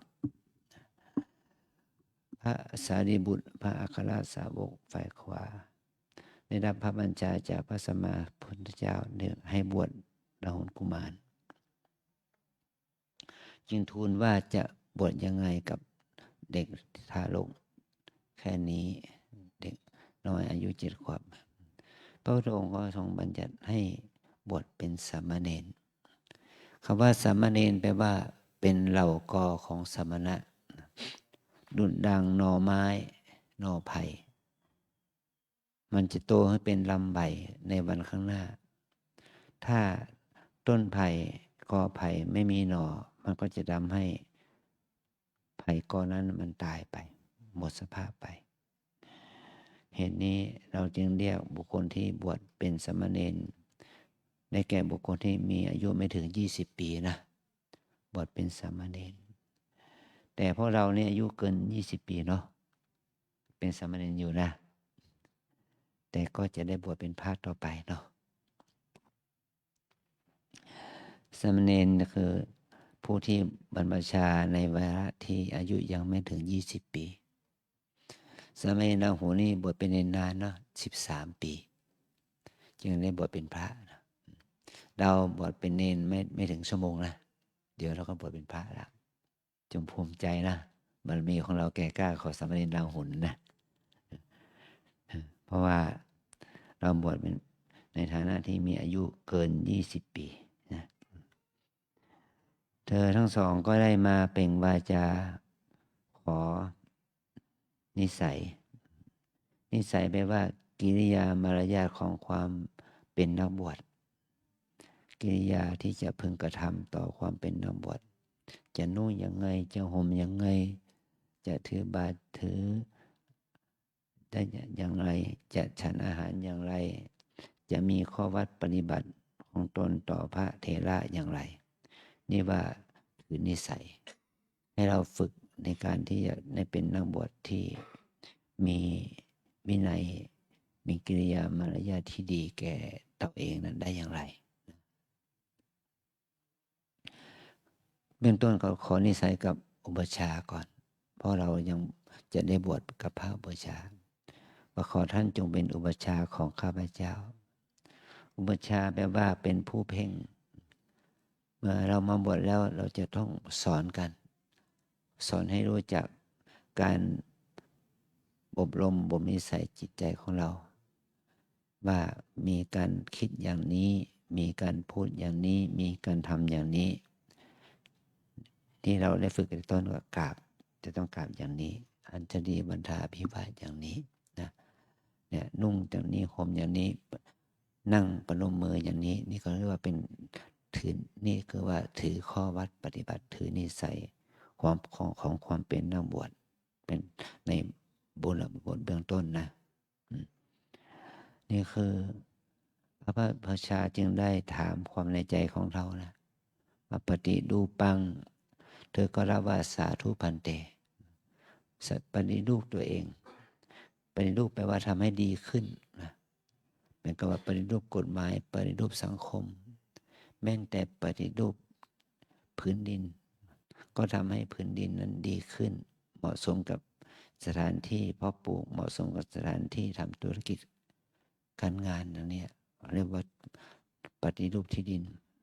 เดี๋ยวนี้เขาเรียกว่าพัฒนาอสังหาริมทรัพย์ซื้อที่ดินวางเปล่ามา1 ไร่หรือว่า100 ไร่มาแบ่งสรรเป็น25 ตารางวา50 ตารางวาเพื่อเป็นหมู่บ้านจัดสรรอย่างนี้เนาะนี่คือเรียกว่าปฏิรูปนะทำให้มันมีคุณค่ามากขึ้นนั่นแหละเราก็เหมือนกันเรามาบวชเป็นสามเณรเรามาบวชเป็นพระเราต้องปฏิรูปตัวเองให้เป็นพระมเณรให้เป็นพระใหม่ที่มีข้อวัดปฏิบัติที่ดีขึ้นนี่ปฏิรูป2โอปายิกังโอปายิกังแปลว่าชอบด้วยอุบายของบัณฑิตหมายความว่าเรามาบวชแล้วเราจะต้องประพฤติปฏิบัติตามข้อวัดปฏิบัติของพระอริยเจ้าแม้เราจะไม่ใช่พระอริยะแต่เราจะต้องประพฤติปฏิบัติตามแนวทางของพระอริยเจ้าทั้งหลายนะในการละชั่วในการทำดีทำใจให้บริสุทธิ์สะอาดละชั่วทำดีทำใจให้บริสุทธิ์อันนี้3ปาสาธิเกนะสัมปาเทหิแปลว่าเธอจงประพฤติตนให้เป็นที่น่าเลื่อมใสเราอยู่เป็นฆราวาสเรามองพระว่าทำไมพระองค์นี้ดีอย่างนี้พระองค์นี้ไม่ดีอย่างนี้เมื่อเรามาเป็นพระแล้วเราจะต้องประพฤติตนให้ดีให้เป็นที่น่าศรัทธาเลื่อมใสของสังคมให้เป็นที่น่าเลื่อมใสของพ่อแม่ให้เป็นที่น่าเลื่อมใสของเพื่อนสาธมิกคือพระภิกษุสามเณรที่อยู่ก่อนแล้วนะที่มีอยู่มาก่อนแล้วอันนี้คือเรียกว่าเราจะต้องประพฤติตนให้เป็นที่น่าเลื่อมใสของเพื่อนสาธมิกพระภิกษุสามเณรเพื่อนร่วมวัดแล้วก็เป็นที่น่าเลื่อมใสของพ่อแม่ปู่ย่าตายายครูบาลุงป้าน้าอาและเป็นที่น่าเลื่อมใสของสังคมญาติโยมนะอันนี้ต่อไปก็เธอจึงกล่าวว่าอัจฉตเคธานิเทโรตั้งแต่บัดนี้เป็นต้นไปภาระของข้าพเจ้าเหมือนกับภาระของพระเถระภาระของพระเถระก็จะเป็นเหมือนกับภาระของข้าพเจ้ามุ่งหมายถึงว่าการงานในวัดน้อยใหญ่จะเป็นการทำวัดสวดมนต์ปัดกวาดเช็ดถูเราจะต้องทำหน้าที่เหล่านี้เพื่อให้วัดเราสะอาดสะอ้านเนี่ยคือภาระเหล่านี้แต่ภาระของเราล่ะครูบาอาจารย์เจ้าหน้าที่จะต้องดูแลเราสอนให้เรานุ่งเป็นห่มเป็นสอนให้เราทำกิจวัตรน้อยใหญ่มันเป็นภาระหน้าที่ของประชาอาจารย์ที่จะต้องช่วยปะเหลือผ้าใหม่มาที่เขามาบวชโดยการฝึกเราให้ประพฤติปฏิบัติดีปฏิบัติชอบตามฐานะของผ้าใหม่นะเรามาอยู่ที่นี่ก่อนเราได้เป็นสมาชิกของวัดเราถือว่าเป็นคนในนะเรามาบวชแล้วเราเป็นคนในเราเป็นชาวบ้านเราเป็นคนนอกนี่แล้วว่าเรามาบวชนี่เลยถือว่าเรารับวัดแล้วก็รับเพราะเราเข้ามาสู่ความเป็นคนในจะต้องดูแลเอาใจใส่รักษาข้อวัดปฏิบัติที่เกิดจากการทำกิจวัตรน้อยใหญ่นี่คือว่าจะเป็นความดีงามที่เกิดขึ้นกับเรานะตอนนี้พระสงฆ์ก็จะได้ยกเธอขึ้นเป็นภิกษุในพระพุทธศาสนาชื่อของเธอยังเป็นภาษาไทยอยู่จะตั้งชื่อสายาใหม่ให้แก่เธอทั้งสองว่าทิตมโนและสิริทโลถ้าภาคกรรมวจาถามว่ากินนาโมสิเธอชื่อว่าอะไรก็ท่านเที่ยงตอบว่าหังพันเตทิตมโนนามะหังพันเตสิริทโลนามะอย่างนี้นะภาคกรรมวจาก็ถามเธอต่อไปว่าโกนามะเตอุปัชฌายโยอุปัชฌายะของเธอชื่ออะไรก็ขอให้เธอตอบว่าอุปัชฌายโยเมพันเตอยัสสมาอาจินนะสีโลนามะนะถือว่า เขาถามอุปชฌาย์เราต้องตอบได้นะตอบว่าอุปชฌาย์ของผมชื่อนี้นี่ขอเธอให้เธอได้ตอบอย่างนี้นะต่อไปนี้จะได้บอกบาตรได้บริขารคนเราบวชได้ต้องมีบริขารสบงจีวรสังฆติแล้วก็มีบาตรบริขารสี่นี้เป็นของที่ขาดไม่ได้ตัวนี้ไปให้เราได้รับอามาพันเตนะเพราะของเรามีอยู่แล้วเนาะขอบขึ้นถือบาตรนะ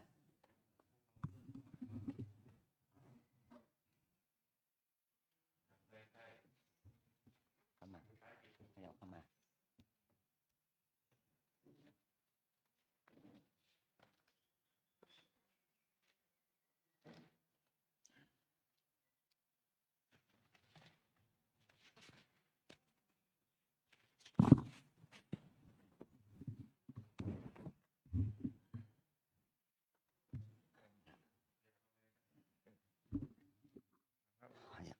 เข้ามาขยับเข้ามาจิ้งกายให้ตรงปนมมือรับอามาพันเตนะอายันเตปัตโต อามะพันเต อายังสังฆาติ อามะพันเต อายังอุตราสังโฆ อามะพันเต อายังอันตรวาสโก อามะพันเต คัชชะอมหิโอกาเสติทัทธะขยับถอยออกไปไปยืนหลังผ้าขาวปรับ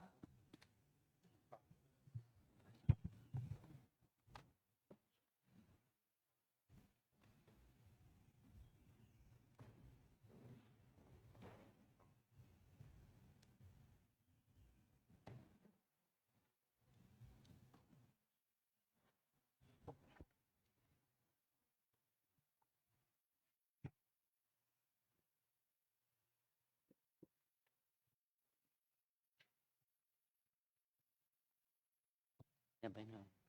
จากนี้ไปช่างภาพบันทึกภาพได้อยู่ระยะห่างวันที่ผมบอกนะครับ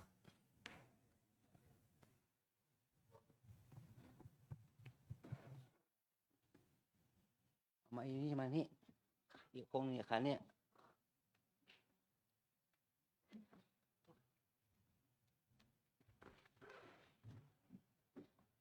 ให้มันถอยไปทำไมล่ะ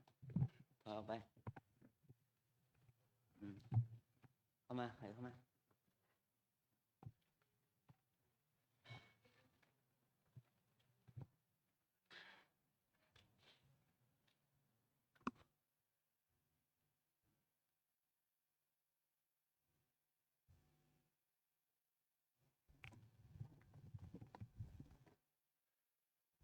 นะโมตัสสะภะคะวะโตอะระหะโตสัมมาสัมพุทธัสสะนะโมตัสสะภะคะวะโตอะระหะโตสัมมาสัมพุทธัสสะนะโมตัสสะภะคะวะโตอะระหะโตสัมมาสัมพุทธัสสะ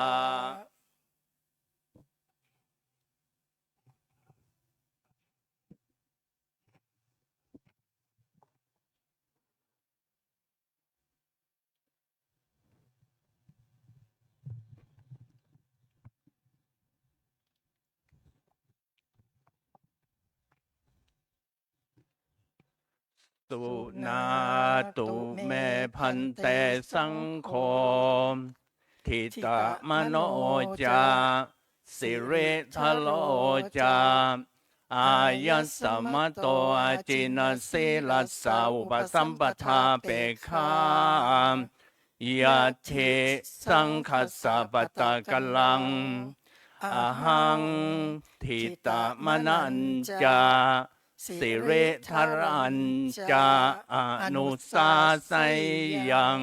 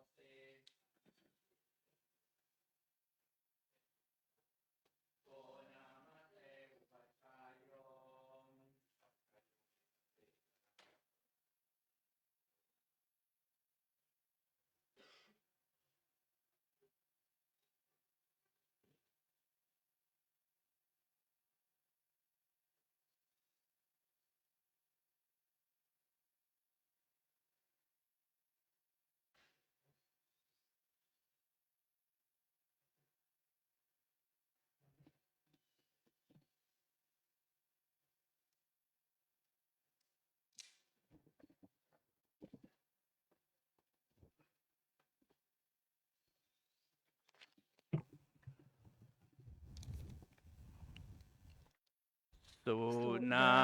ตุเมพันเตสังโฆทิตามโนจาสิเรทะโลจา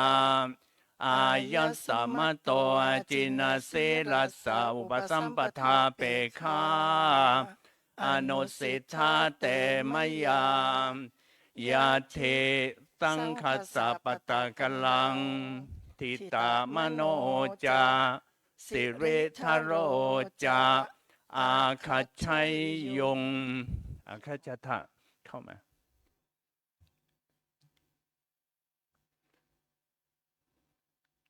เหมือนเข้ามาแล้วก็เดินเข้ามา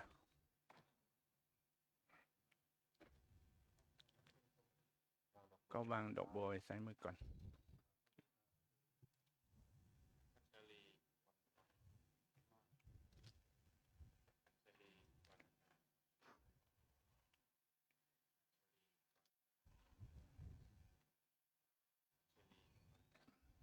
จับ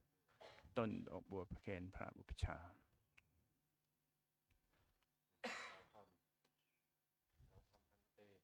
ต้องขอบวช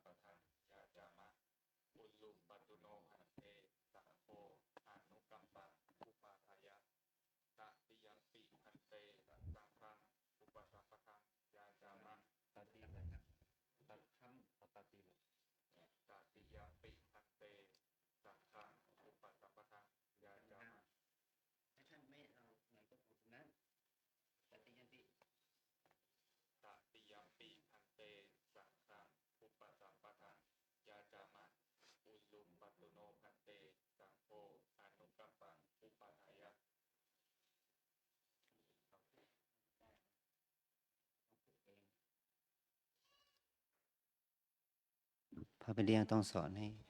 นาคพูดได้ทุกคำนะ ใครเป็นพระพี่เลี้ยง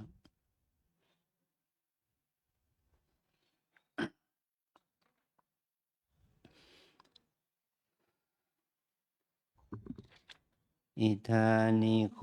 อวโสอายัญจะจิตตมโนนามาสมเนโรอิมันอายัญจะสิริทโรนามาสมเนโรมะมะอุปสัมปทาเปฆาอุปสัมปทังอากังขมานาสังขังยาจันติอหังสะไพมังสังขังอธิสามิสาธุอวโสสะโพยังสังโฆอิมันจะจิตตมนังนามาสามเณรังอิมันจะสิริทรังนามาสามเณรังอันตรายิเกธัมเมปุจิตวะตถาปตะกัลตังยตวะยติจตุเทนะกามเมนะอกุเปนะทานาระเหนะอุปสัมปาเทมาติกัมมันสนิทานังกโรตุ สาธุสุนาตุเมพันเตสังโฆอายัญจะทิตามโนอายัญจะสิเรทะโลอายัสสะมะโตอาจินาเสลัสสะอุปสัมปทาเปคามยะเทสังคัสสะปตะกลังอหังทิตามนัญจาสิเรทะลัญจาอันตรายิเกธัมเมปุชัยยังสุนัสสิทิตามนะสุนัสสิสิเรทะลาอายันเตสัจจกาโลภูตากาโลยังชาตังตังปุชาเมสันตังอธิติวัตพังสันตังนัตถิติวัตพังสันเตเตเอวะรูปามอาภาธามกุทังคันโดมกิลาโสม โสโสอัปปมาโรมโนโสเสปุริโสเสภูชิโสเสอนันโนเสนาเสราชพัตโตอนุญญาโตเสมาตาปิตุเหปริปุณวีนเสวโสเสปริปุณนันเตปัตตะจิวรังกินนาโมเส โก โกนามะเตอุปชายโยม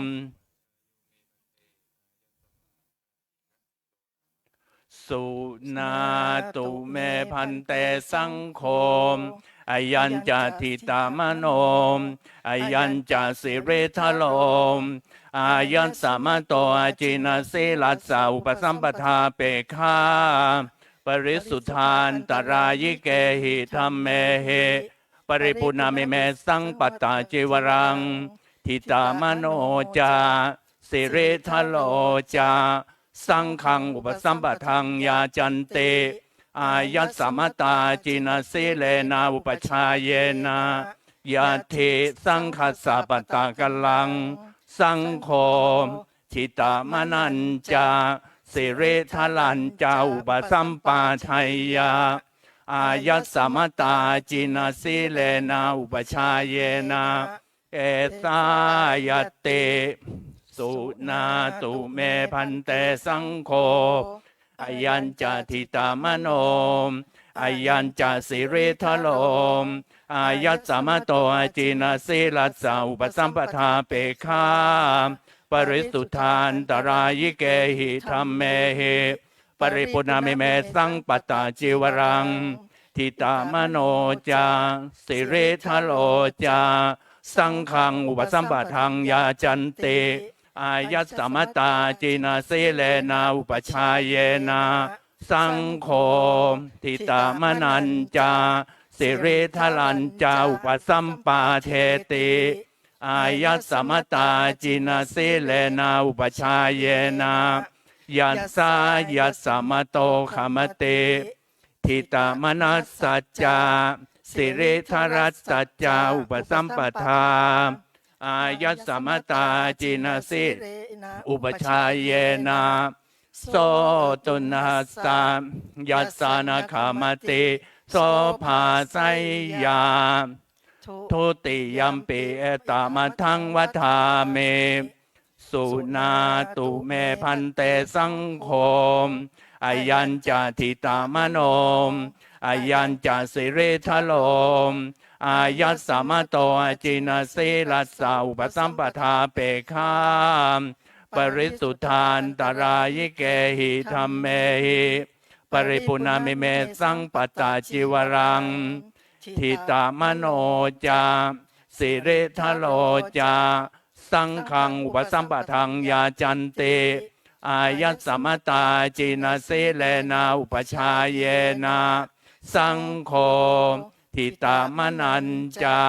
สิเรทลัญจาอุปสัมปาเทติอายัสสมตาจินาสิเลนะอุปชายเยนะยัสสายัสสมโตขมเตทิตามนัสสัจจาสิเลทรัสสัจจาอุปสัมปทาอายัสสมตาจินาสิเลนะอุปชายเยนะโสตุนัสสะยัสสานะขามติโสภาไสยาตติยัมปิเอตามะทังวัฏามิสุนาตุเมพันเตสังโฆอายัญจทิตามโนอายัญจสิริทโรมอายัสสมโตอาจินาสิลัสสาอุปสัมปทาเปฆาปริสุทธานตรายิเกหิธัมเมหิปริปุณามิเมสังปตาจิวรังทิตามโนจาสิริทโลจาสังฆังอุปสัมปทังยาจันติอายัสสมตาจินาสิเลนะอุปชายเยนะสังโฆทิตามนัญจาสิเลทลัญจาอุปสัมปาเทติ อายัสสมตาจินาสิเลนะอุปชาเยนะยัสสายัสสมโตขมติทิตามนัสสัจจาสิเลทรัสสัจจาอุปสัมปทาอายัสสมตาจินาสิเลนะอุปชาเยนะโสตุนัสสะยัสสานะขมติโส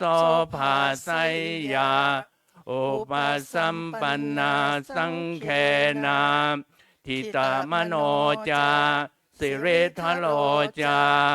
อายัสสมตาจินาสิเลนะอุปชาเยนะขามติสังคัสสะตัสสมาตุนเฮวะเมตังทารยามิ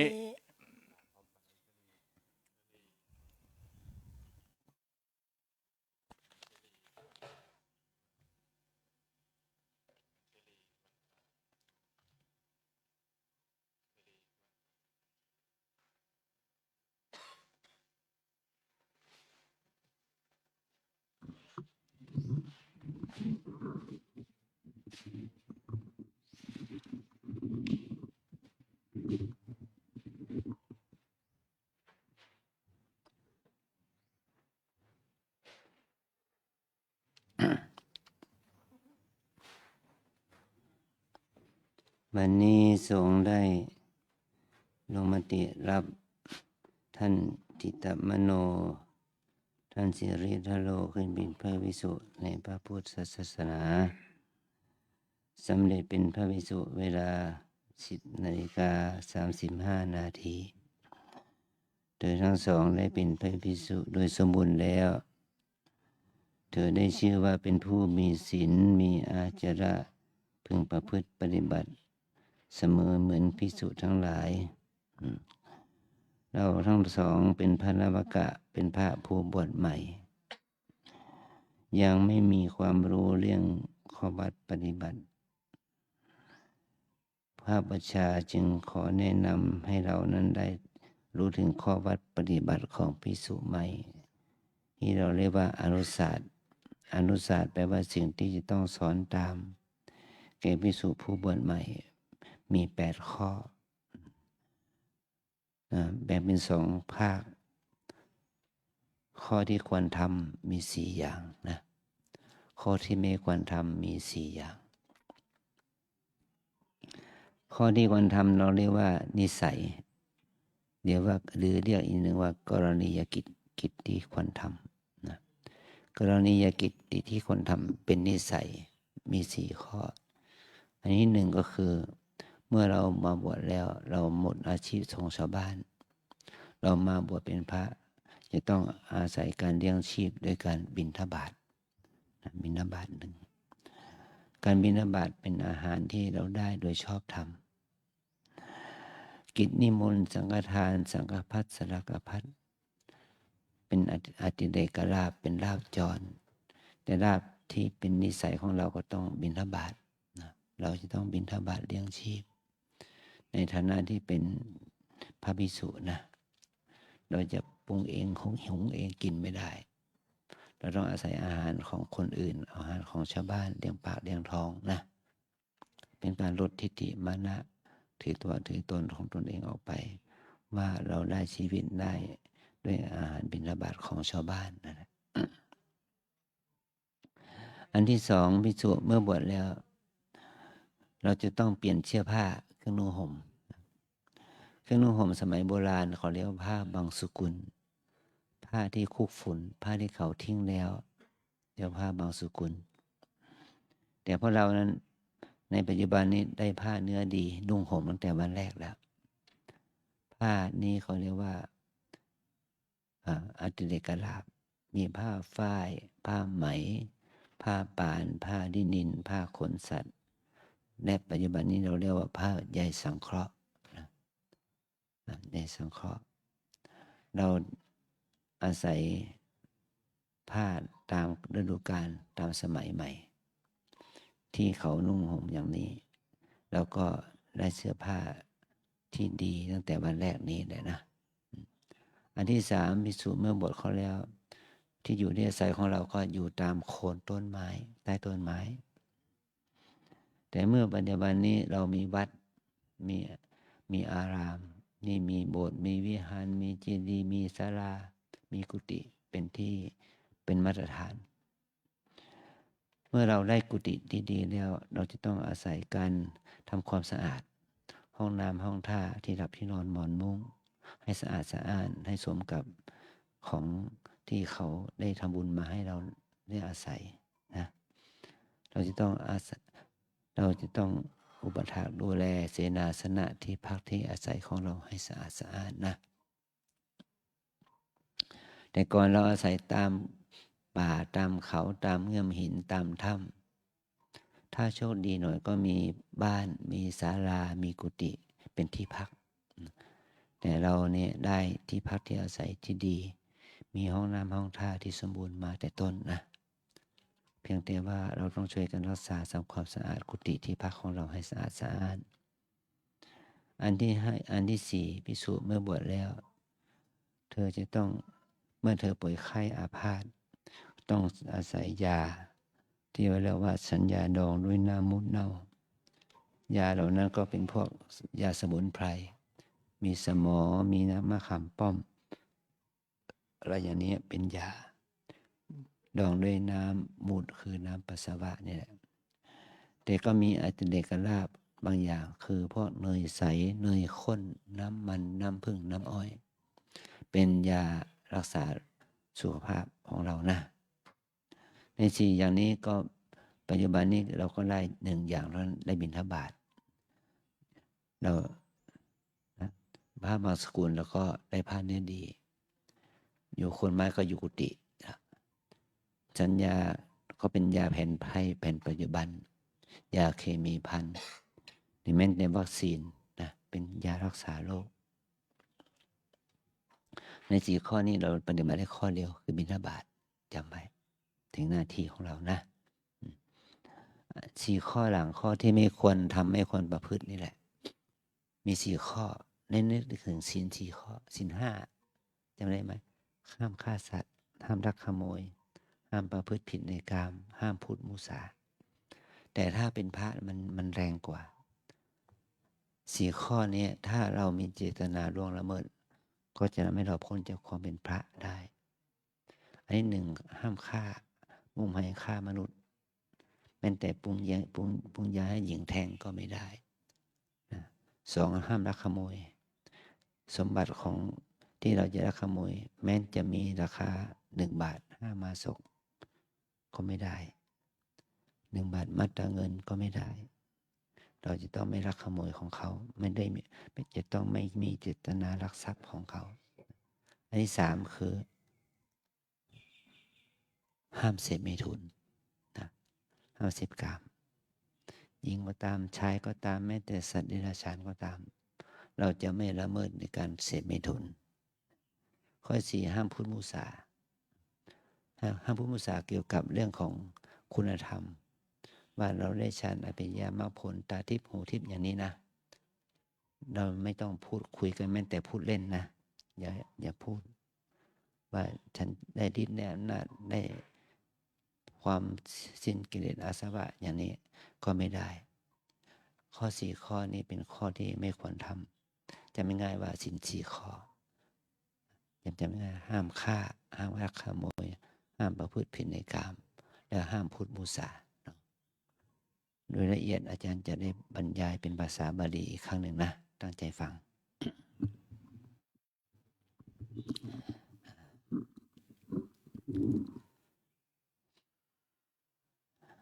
อนุญญาสิโคภะคะวาวสัมปะเทตวะจัตตารโอนิสเยจัตตาริจะกรณียานิอาจิกิตุงบินดิยาโลบโภชนังนิสัยปปัจจา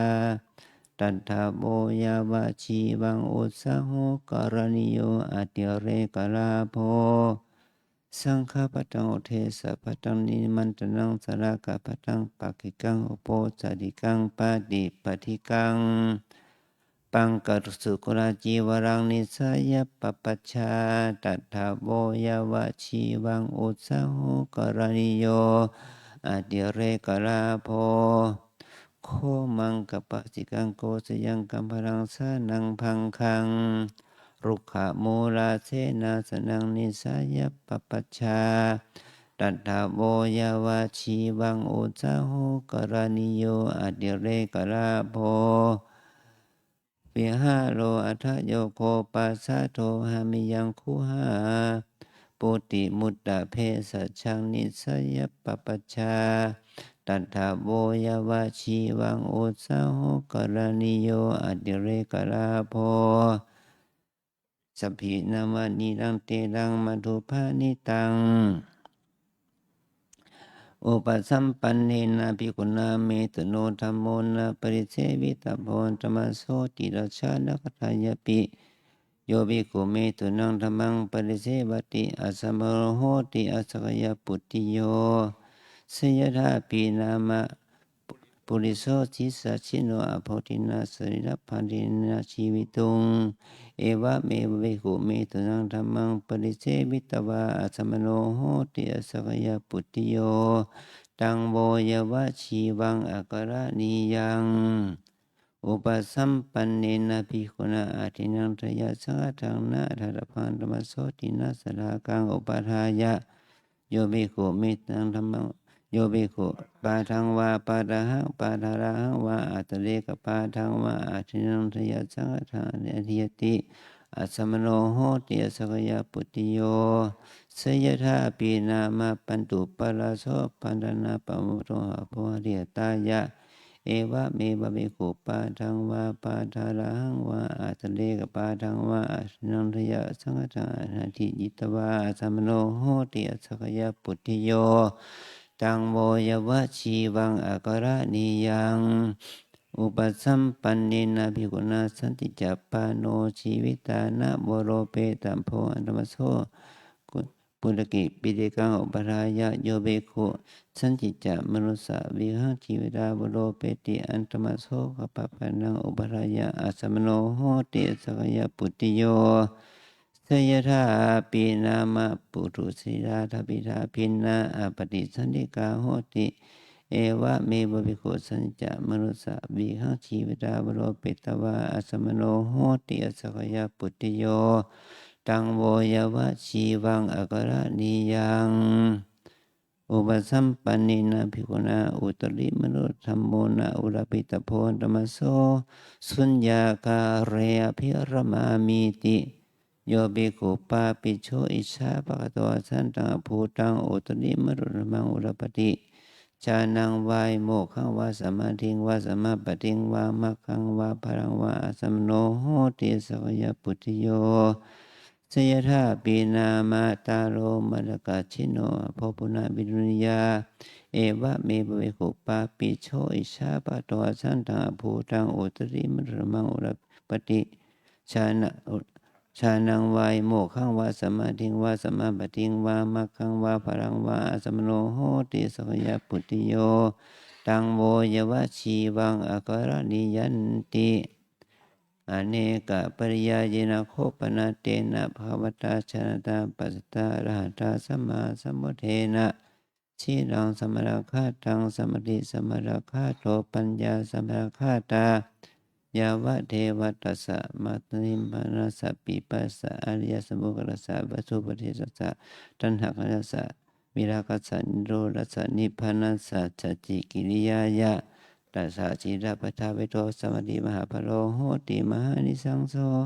สมาธิภาวิตาวิราปัญญามหาภราโหติมหานิสังสาปัญญาภาวิตังจิตตังสมาเทวะอาสเมธิวิมัจจิติสิยทิทังกามาสวาภวาสวาวิชาสวาตัสมาติหาโวอิมัสมิงตถาคตัปปะเวทิเตธรรมะมินเยสอธิจิรจิกาสกิตาภาอธิจิตตสิกขาสกิตาภาอธิปัญญาสิกขาสกิตาภาตัทธะอัปมาเทนะสัมปาเทตพัง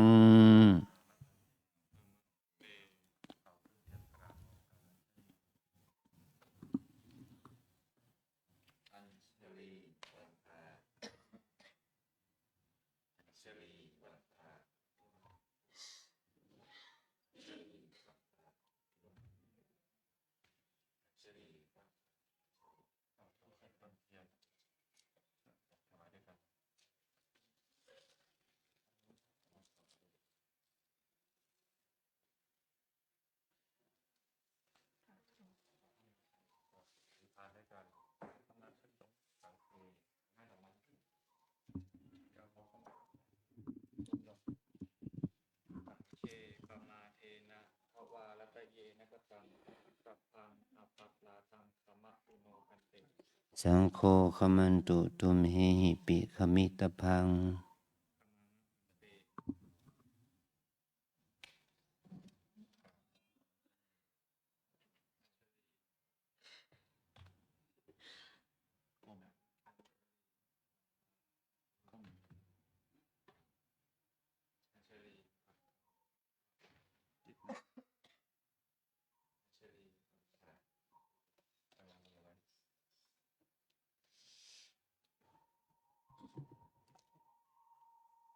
ประกาศฉายาบัตรลำดับที่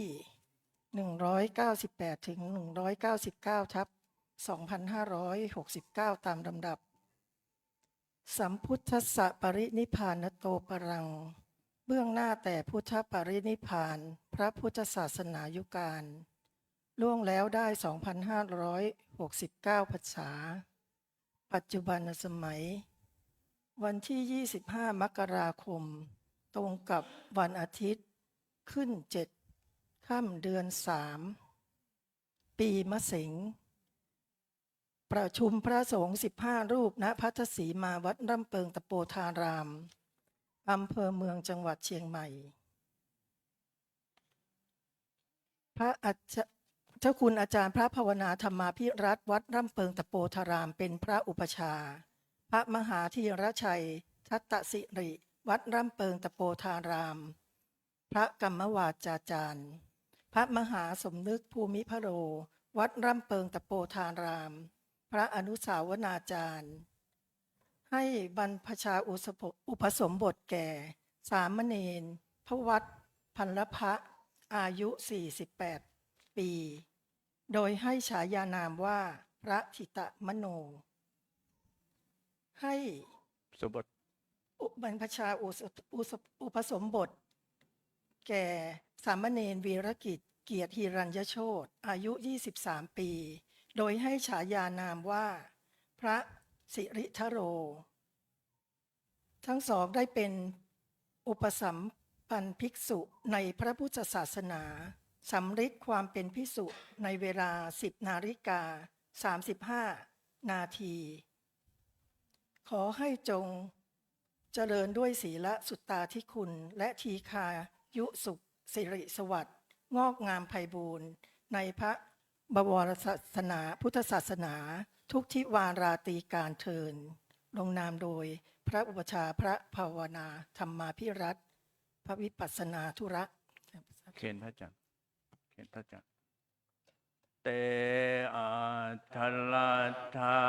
สุขิตารุณหาพุทธัสสะสนเนอโรคาสุขิตาโหทัสสะหัสสะเพหิยาติเพ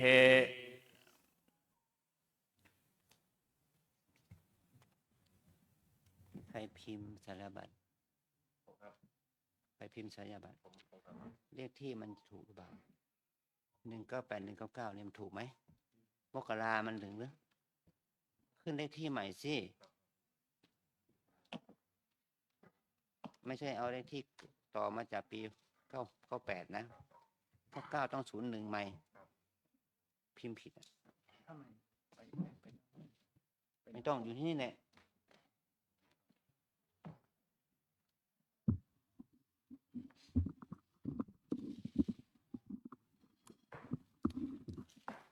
กาลนิยามันทากุสะเนนะยันตังทันตังปะทังอาภิสมิจจะสะโกโอชุจะ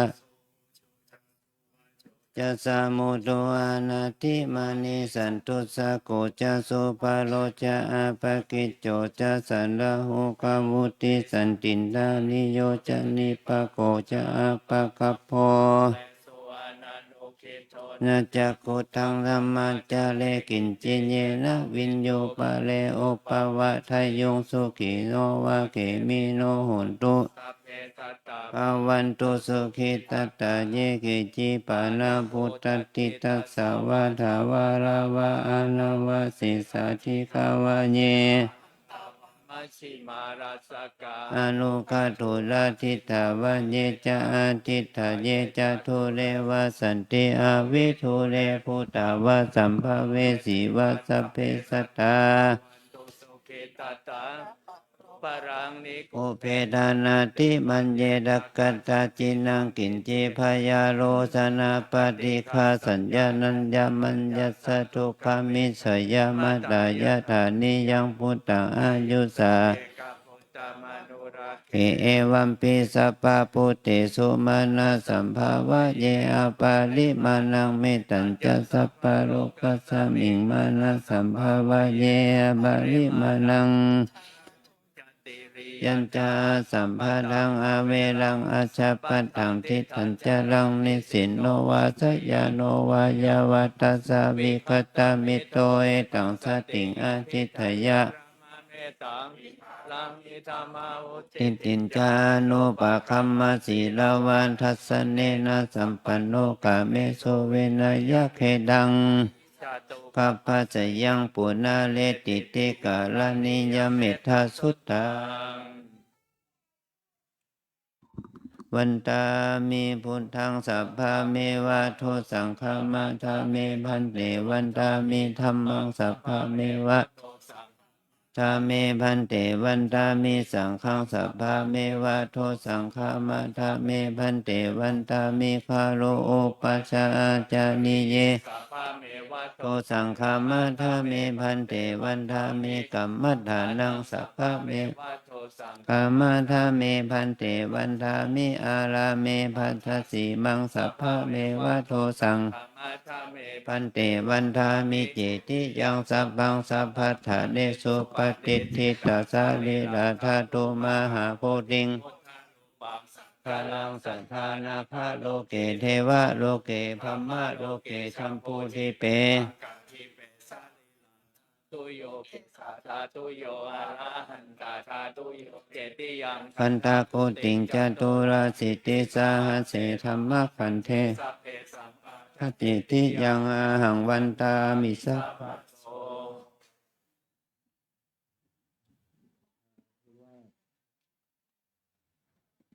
อัญชลีวันทาอภิวาทอัญชลีวันทาวันทัน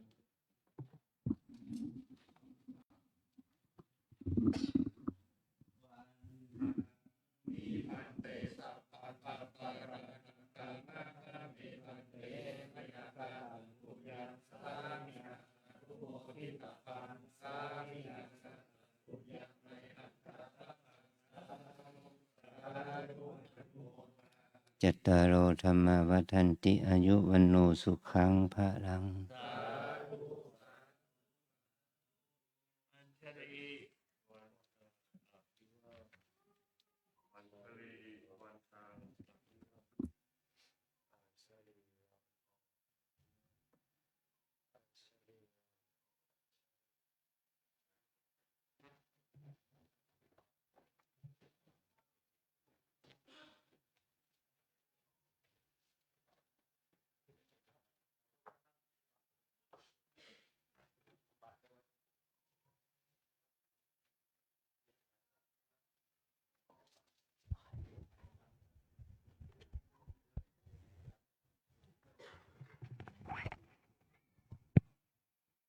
ครับนั่งแล้วหันหน้าออกไปนะครับเนาะญาติๆผ้าใหม่ประเคนน้ำสปอนเซอร์นะครับนะท่านจะกระหายน้ำแล้วนะประเคนน้ำถวายท่านแต่ครับผมถ้าเป็นสุภาพสตรีประเคนก็ผ้าใหม่เอาผ้ารับประเคนรับนะครับนะถ้าเป็นสุภาพบุรุษก็รับในมือได้เลย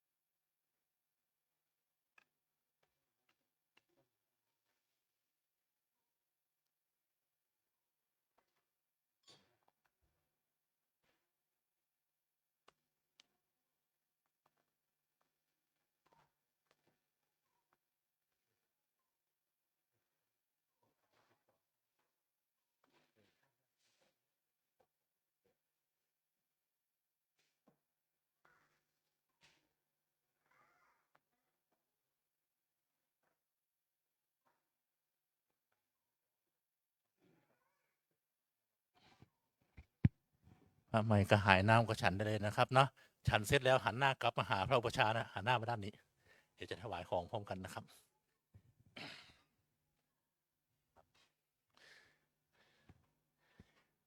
ตัวแทนเจ้าภาพที่น้อมถวายพระพุทธเกิดพระพุทธนะครับเชิญนั่งเก้าอี้สีน้ำเงินเนี่ยครับผมเชิญนั่งเก้าอี้สีน้ำเงินนะครับ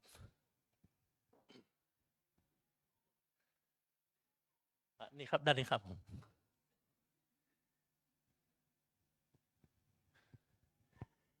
พระนิมนต์พระใหม่ทั้งสองรูปนะครับประนมมือขึ้นนะครับพร้อมทั้งศรัทธาสาธุชนทุกท่านประนมมือขึ้นกล่าวคำบุพภาคาถาตั้งนะโมถวายทานพร้อมกันณบัดนี้นะโมตัสสะภะคะวะโต อะระหะโต สั สั ม ม มา มา สั สั ม ม พุ พุ ท ท ธั ธั ส ส สะ สะนะ นะ โม โม ตั ตั ส ส สะ สะภะคะวะโต อะ อะ ระ ระ หะ หะ โต โต สัมมาสัมพุทธัสสะ นะ นะ โม โม ตั ตั ส ส สะ สะภะคะวะโต อะ อะ ระ ระ หะ หะ โต โต สัมมาสั สั ม ม พุ พุ ท ท ธั ธั ส ส สะ สะเชิญกล่าวตามผมนะครับอิมานิ อิมานิ มะยังพันเต มะยังพันเต จตุปัจจยาทีนี้ จตุปัจจยาทีนี้ สัปปริวารานิ สัปริวารานิ ภิกขุสังคัสสะ ภิกขุสังคัสสะ โอโนชยามะ โอโนชยามะ สาธุโนพันเต สาธุโนพันเต ภิกขุสังโฆ ภิกขุสังโฆ อิมานิ อิมานิ จตุปัจจยาทีนี้ จตุปัจจยาทีนี้ สัปปริวารานิ สัปริวารานิ ปฏิคันหาตุ ปฏิคันหาตุ อัมหากัง อัมหากัง ทีครตัง ทีฆรตัง นิตายะ หิตายะ สุขายะ สุขายะ ข้าแต่พระภิกษุสงฆ์ผู้เจริญ ข้าแต่พระภิกษุสงฆ์ผู้เจริญ ข้าพเจ้าทั้งหลาย ข้าพเจ้าทั้งหลาย ขอน้อมถวาย ขอน้อมถวาย จตุปัจจัย จตุปัจจัย ทายธรรม ไทยธรรม พร้อมบริวารทั้งหลายเหล่านี้ พร้อมบริวารทั้งหลายเหล่านี้ แก่พระภิกษุสงฆ์ แก่พระภิกษุสงฆ์ ขอพระภิกษุสงฆ์ ขอพระภิกษุสงฆ์ โปรดจงรับ โปรดจงรับ จตุปัจจัย จตุปัจจัย ทายธรรม ไทยธรรม พร้อมบริวารทั้งหลายเหล่านี้ พร้อมบริวารทั้งหลายเหล่านี้ ของข้าพเจ้าทั้งหลาย ของข้าพเจ้าทั้งหลาย เพื่อประโยชน์ เพื่อประโยชน์ และความสุข และความสุข แก่ข้าพเจ้าทั้งหลาย แก่ข้าพเจ้าทั้งหลาย แก่ญาติทั้งหลาย แก่ญาติทั้งหลาย มีมารดาบิดาเป็นต้น มีมารดาบิดาเป็นต้น ตลอดกาลนานเทิน ตลอดกาลนานเทิน สาธุ เชิญตัวแทนท่านเจ้าภาพน้อมประเคนถวายกันพระพุทธวางบนพานนะครับนิมนต์พระใหม่ทั้งสองรูปพระมหาพระอุปชฌาย์มหาพระนิมนต์นะครับ มาเข้ามา เพื่อประเคนทายธรรมครับ ไทยธรรมพระบูชาก่อน ช่วยกันถวายซองปัจจัยในพานก่อนนะครับนะช่วยกันจับนะครับยกถวาย เสร็จแล้วก็แยกซ้ายแยกขวานะ ประเคนพระบูชา เขียนอันนี้ครับนี่เดี๋ยวอันนี้ก็ได้ ไทยธรรมประเคนพระบูชาด้วยกัน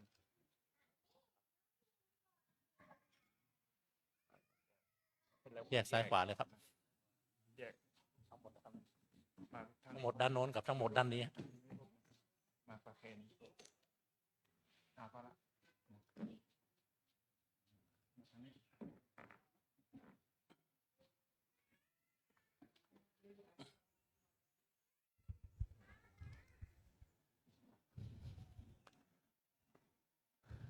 เมื่อน้อมประเคนถวายเสร็จเรียบร้อยนิมนต์กลับนั่งอาสนะที่เดิมนะครับ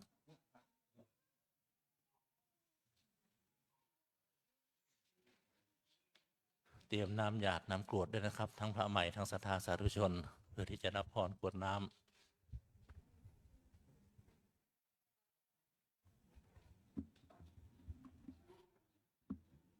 หันหน้ามาด้านนี้ครับ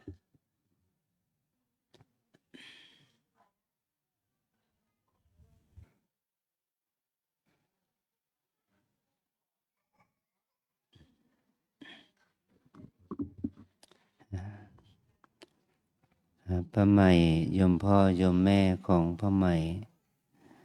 ตลอดถึงสาธุชนญาติโยมทุกคนที่มาร่วมอนุโมทนาบุญ ในการอุปสมบทกรรมของพระภิกษุทั้งสองเราบัดนี้เราทั้งหลายได้ชื่อว่าได้สร้างบุญสำเร็จฐานะของเราเป็นพระภิกษุภาษาพระท่านเรียกว่าอุดมเพศ รมเพศที่สมบูรณ์เพศที่สมบูรณ์ด้วยศีลสมบูรณ์ด้วยสมาธิได้ปัญญาสืบต่อไปนะ ความดีงามนี้เราจะเก็บความดีไว้แก่ตนเองอย่างเดียวก็ละหาได้ไหมเราจะแผ่บุญกุศลความดีงามนี้ให้แก่ทุกคนที่มาร่วมบุญกับเรานับตั้งแต่พ่อแม่พี่น้องญาติมิตรปู่ย่าตายายเราเทพเทวาอารักษ์เจ้ากรรมนายเวรทั้งหลายให้ท่านเหล่านั้นได้รับอนุโมทนาในท่านในกุศลบุตรที่เราเรียกบทสมมติตัวเองบทตัวเองในคราวครั้งนี้เพื่อให้เป็นมหากุศลเกื้อกูลแก่ทุกคนตั้งแต่ญาติและบุคคลที่ไม่ใช่ญาติมนุษย์มนุษย์ทั้งหลายเราสรรพสัตว์น้อยใหญ่ทั้งหลายให้ดันมีส่วนร่วมปัตตานุโมทนาบุญกับเราทั้งหลายสืบต่อไปนะต่อไปขอให้เรารับพรกวดน้ำ เตรียมกดน้ำทำไมเนี่ย ยะถาวาริวหาปุราปาริปุเรนติสาครังเอวะโมเอวะอิโตตินังเปตานังอุปกัปปติอิชิตังปฏิตังตุมหังคิปะเมวะสมิจฉตุสพเพปุเรนตุสังกปปาจันโทปนะระโสยถามณิโชติระโสยถา สัพพิติโยวิวัชชันตุสัพพะโลกโควินัสสันตุมาเตภวันวันตรายโยสุขีทีขายุโกภวะอภิวาทนาสีลิสนิจจัง วุฒ ทาปัจจายโนจันตารโอ ธรรม มาวันทันติอายุวันโนสุขังภาลังโสอันทารันโทสุขิโต เวโรน โหพลทัสสะสะเนอโรโคสุขิโต หอหิ หิสหัสสัมเพหิยาติพิโสอันทารันโท สุขิโตเวโรนหอ ปนทัสสะสะเนอโรโคสุขิโต หอหิ หิสหัสสัมเพหิยาติพิโสอันทารันโท สุขิโต วิรุณโหพลทัสสะสะเน อโรโค โคสุขิโตโหหิสหัสสะเพหิยาติพิภวตุสัมภมัง พลังรักขันตุสัพพ พระ เท เทว ว ตาสัมภพุทธานุภาเว เว นัสสทธาโสทิภวันตุเตภวตุสัมภมัง พลังรั รั ก กขันตุสัมภเทวตาสัพ พระธรรมา มานุภาเวนัสสัทธาโสทิภวัน ตุเต ภวตุสัมภมังคลังรัก ขันตุสัพพะเทวตา สัมภสังฆานุภาเวนัสสัทธาโสทิภาวันตุเต สาธุ สาธุ สาธุ เจริญศรัทธาสาธุชนท่านสงบจิตเจริญภาวนากุศลเวลาสักครู่นะครับ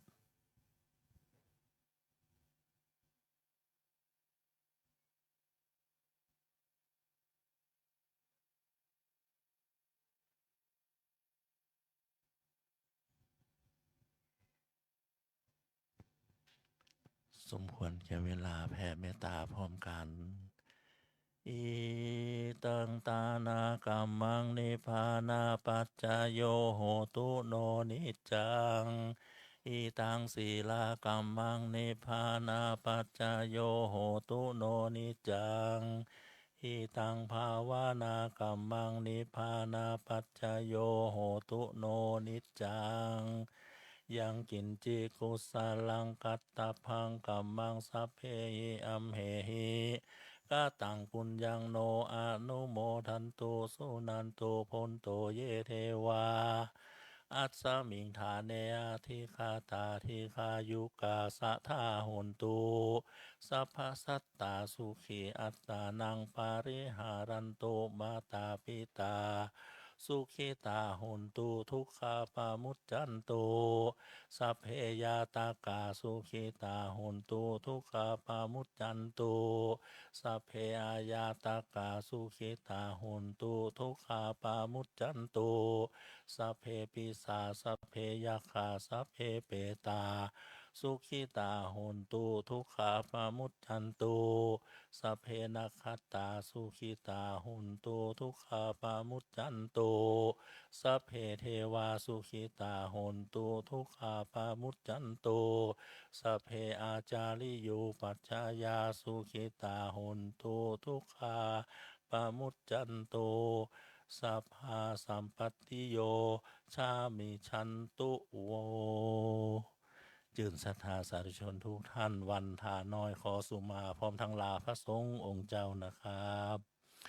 สาธุวันตามิพันเตสัพพังอาปาลาทังคามาทาเมพันเตมยากตังปุญญังสามินาอนุโมทิตาพังสามินากตังปุญญังไมหังทาตาพังสาธุสาธุอนุโมทามิ จัตตารโอธรรมาวัฏันติอายุวันโนสุขังพระลัง สาธุสาธุสาธุ เดี๋ยวรับพรจากผ้าใหม่นะ แล้วก็นิมนต์ผ้าใหม่ไปชั้นเพลให้เรียบร้อยก่อนที่เราจะมากลับมาพบปะกัน จะถ่ายรูปจะอะไรก็ไว้ที่หลังผ้าใหม่ทานข้าวก่อนนะ นิมนต์พระใหม่ทั้งสองรูปหันหน้าออกไปหาญาติโยมคุณพ่อคุณแม่นะครับ แล้วก็จับตลปัดตั้งไว้ด้านหน้าเลยครับ เฉพาะตลปัดนะไม่ได้ตั้งไม่เอาครับเอาเฉพาะออกมาดึงมาเลยครับ